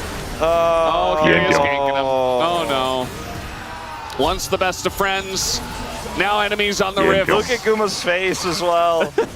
That bought some time for some respawns. The inhibitor falls. 저걸 다시 들어오네. There's just no damage here between this Nautilus and Jarvan, so low health bars means that T1 will stop the push. I think if they had played a little 아니야, more carefully, 아니야. the game would probably have 아직 ended. 3명도 안 됐어요. 3명도 안 됐어. 게임 Like 아직 안 esports 끝났어. still, you know, maybe they take a pickaxe and start chiseling away at that 아칼리 15,000 제압도 gold 뺐고요. lead. 아니 잠깐만 이거는 뭐야? Okay. Well, 아니 he has done a good job of delaying the backs. TP Nice 아니 little tunnel from there. Zeus, I TP. mean, he wants to maybe... They haven't powered recalls, but yeah, I mean, the amount of 그 damage 전에 that Pace 녹는데? does at this point in time is kind of insane, guys. Oh man, The the stasis timing. as well on the TP coming in, and the follow-up 이건 뭐 combo really just 여기서부터는 뭐 dunking on them 장난하는 건가? now. This is not looking pretty. It You're a is T1 fan, of course. so funny to watch like a bruiser try to kill a Fed 80 carry in this meta. Like, I'm gonna kill him, and Paces walks away backwards. Almost and, 3 times. It's like, no, you're not gonna kill me. I mean, what the 전혀 안 build here 재고. from Zeus, it wasn't gonna last that long, but he's been laning into an Akali. 이거는 안 재고. So that lifeline, you know, on the Maw the magic resistance isn't going to really be doing any favors there. Yeah. 그래도 오너를 잘랐으니까 뭐 그건 상관이 없었는데 이거는 그냥 던지는 I guess they do 17,000 gold. Is it the same push as the last one? I mean, I don't think so. I think it's technically a new push. 상대 이용인데 It 이거는 그냥 feels 던지는 like 거잖아요. version 2 You of could the like same push, you know? try to like connect the dots and say it's the same push, and in fact they're not going to end because Zeka 아니 좀 respawn. 힘 좀 내봐 좀 제발. Because there's a 아니 dragon sitting 아직 there saying, 드래곤도 안 hey guys, 먹었어. That right dragon over here. Multiple dragons this game have kind of been trying to remind T1 카나비 너무 that 빨리 they 들어가 이거. exist, but T1 has eyes only for Baron and for Hanwha esports players. This 그럼 이거 is 제우스 바로 뺐어야 되는데 이걸 왜 또 구경을 하고 있어? a very heavy set of wallets. Yeah. 10-ton wallet. 10-ton wallet. The combo comes in. And Owner's 목판을 alone, 저렇게 by the 못 way, but 먹이는 it 게 말이 안 doesn't seem to 된다. matter. I mean, they just don't have any 실력이 damage, and everything in the kitchen sink is thrown at Doran. All right, now going one by one. Yeah. Again, maybe Hanwha esports can win 5v1 아, 이거 5 구마 times. 사격 Almost 실력 got the 개 Victor 미쳤다 shield 근데. there. 구마는 It was pretty 빡칠 funny 것 같은데 at 그냥. first T1, but like, you know, let's take the dragon and let's focus up, you It's that know. friend, he just keeps repeating the same joke. It's like, yeah, I mean, it was funny, but like, come on. Como was, We've heard it before. Como was actually going to tell you guys you could skip review for this series for tonight, but now it's 아니, like, 아니 you 28대 know, 8은 이거 you've raised his 너무하잖아. ire a little bit. Yeah. He's probably going to be like, all right, we're going to do an extra interview as well. Two players like, no, not the interview. Laps around the stadium later tonight. You've earned it. All right, well, surely this push ends the game. Version 3, same push. I mean, double super minion waves, not synced, but eventually showing up. Doran shows up as well with his Zonias. Got the ready. Good luck with the defense on Life Esports. Well, that's going to be the engage once again. They find Guma, 터진다. and he's got a target on his back. Down he 너무 goes to the 노틸도 Nocturne. 터지고. And now, with a lot less tools to take down Doran, he can do whatever he wants. And the long-awaited end of the game is right before our eyes. Down 아, to the 근데 next is 진짜 this 아니야. one, only 28 minutes as T1 absolutely demolished HLE. 아니 이거는 그냥 in game 게임 number 그거에 3. 그냥 문제가 있는 And it 거잖아 was 이거. not close at any point in time. As down it goes. T1 take the 2-1 tonight. I mean, in game one, 아니 Paze was 충분히 caught 할만했다고 multiple 생각했어. times. 그 중반까지는 근데 Esports punished 그렇게 him, 해버리면은 and they won the game. But I feel like everyone who's watching this series is a fan of either of 아니 these T1이 teams. 잘하는 건 Will 잘하는 remember that game 거고 at 이건 all, 별개의 but we'll 문제. remember this series as a stomp where T1 destroyed.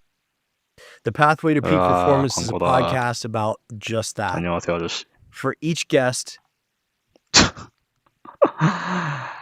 Come back and take that one.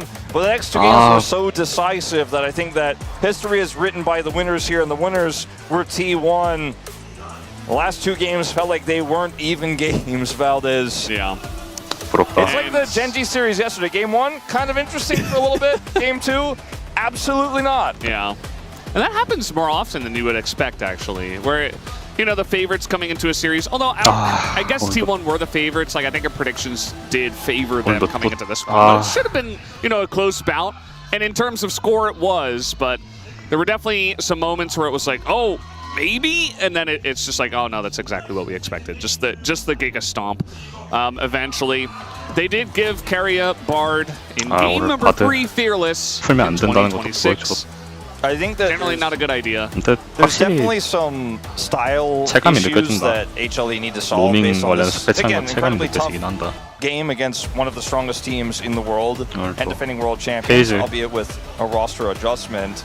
장관이 듣고 MVP of the 오너가 world 진짜 finals is on the other 잘했었고 side, but 페이커는 말할 것도 없고 T1 just kind of dismantled them with very cautious and slow, methodical 오너가 play, 맞을 수 strong 있겠다. drafting, and then POM, once they had a POM까지만 lead, Faker 봅시다. was zooming around on Silas, Doran was zooming around on Akali, and they could just really 아니면 do no 도란일 수도 있긴 wrong. 한데. And watch this one back. We're skipping a bit ahead.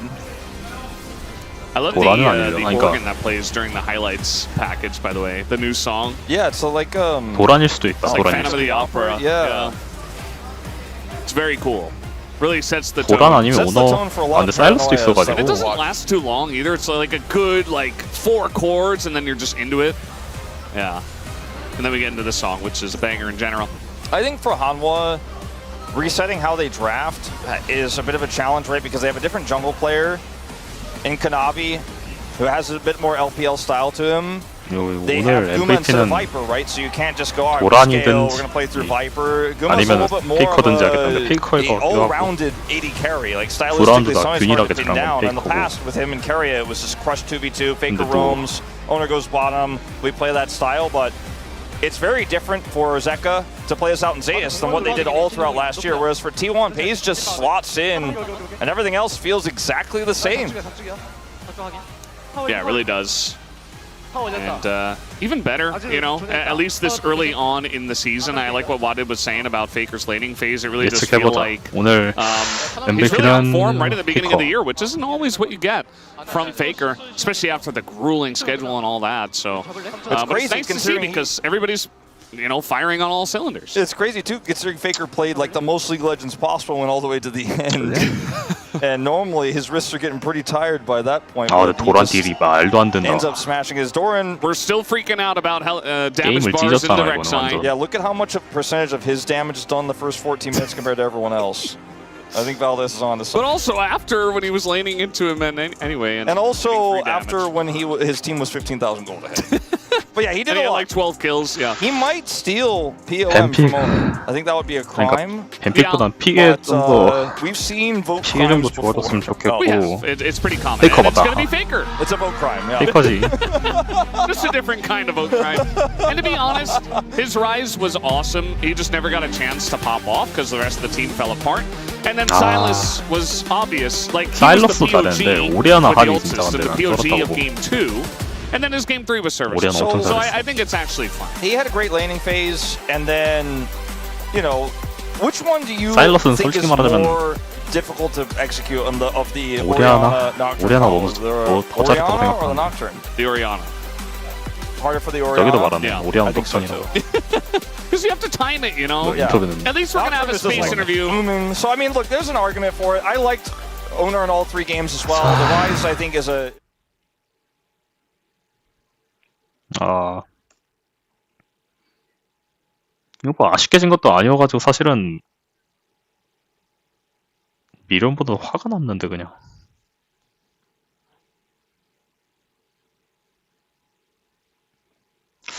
다음 경기가 누구랑 하지? 농심이랑 하니까 그때는 좀 제대로 맞부딪히면 좋겠는데. 어쨌든 오늘은 사실 원래는 토요일 날 이렇게 하려고 하는데 이제 또 LCK 시즌이 시작됐으니까 LCK 하나생명 경기 때마다 아마 방송을 켤 것 같습니다. 네. 오늘 경기 잘 봤고 좋은 하루 보내시길 바랍니다. 그럼 바이.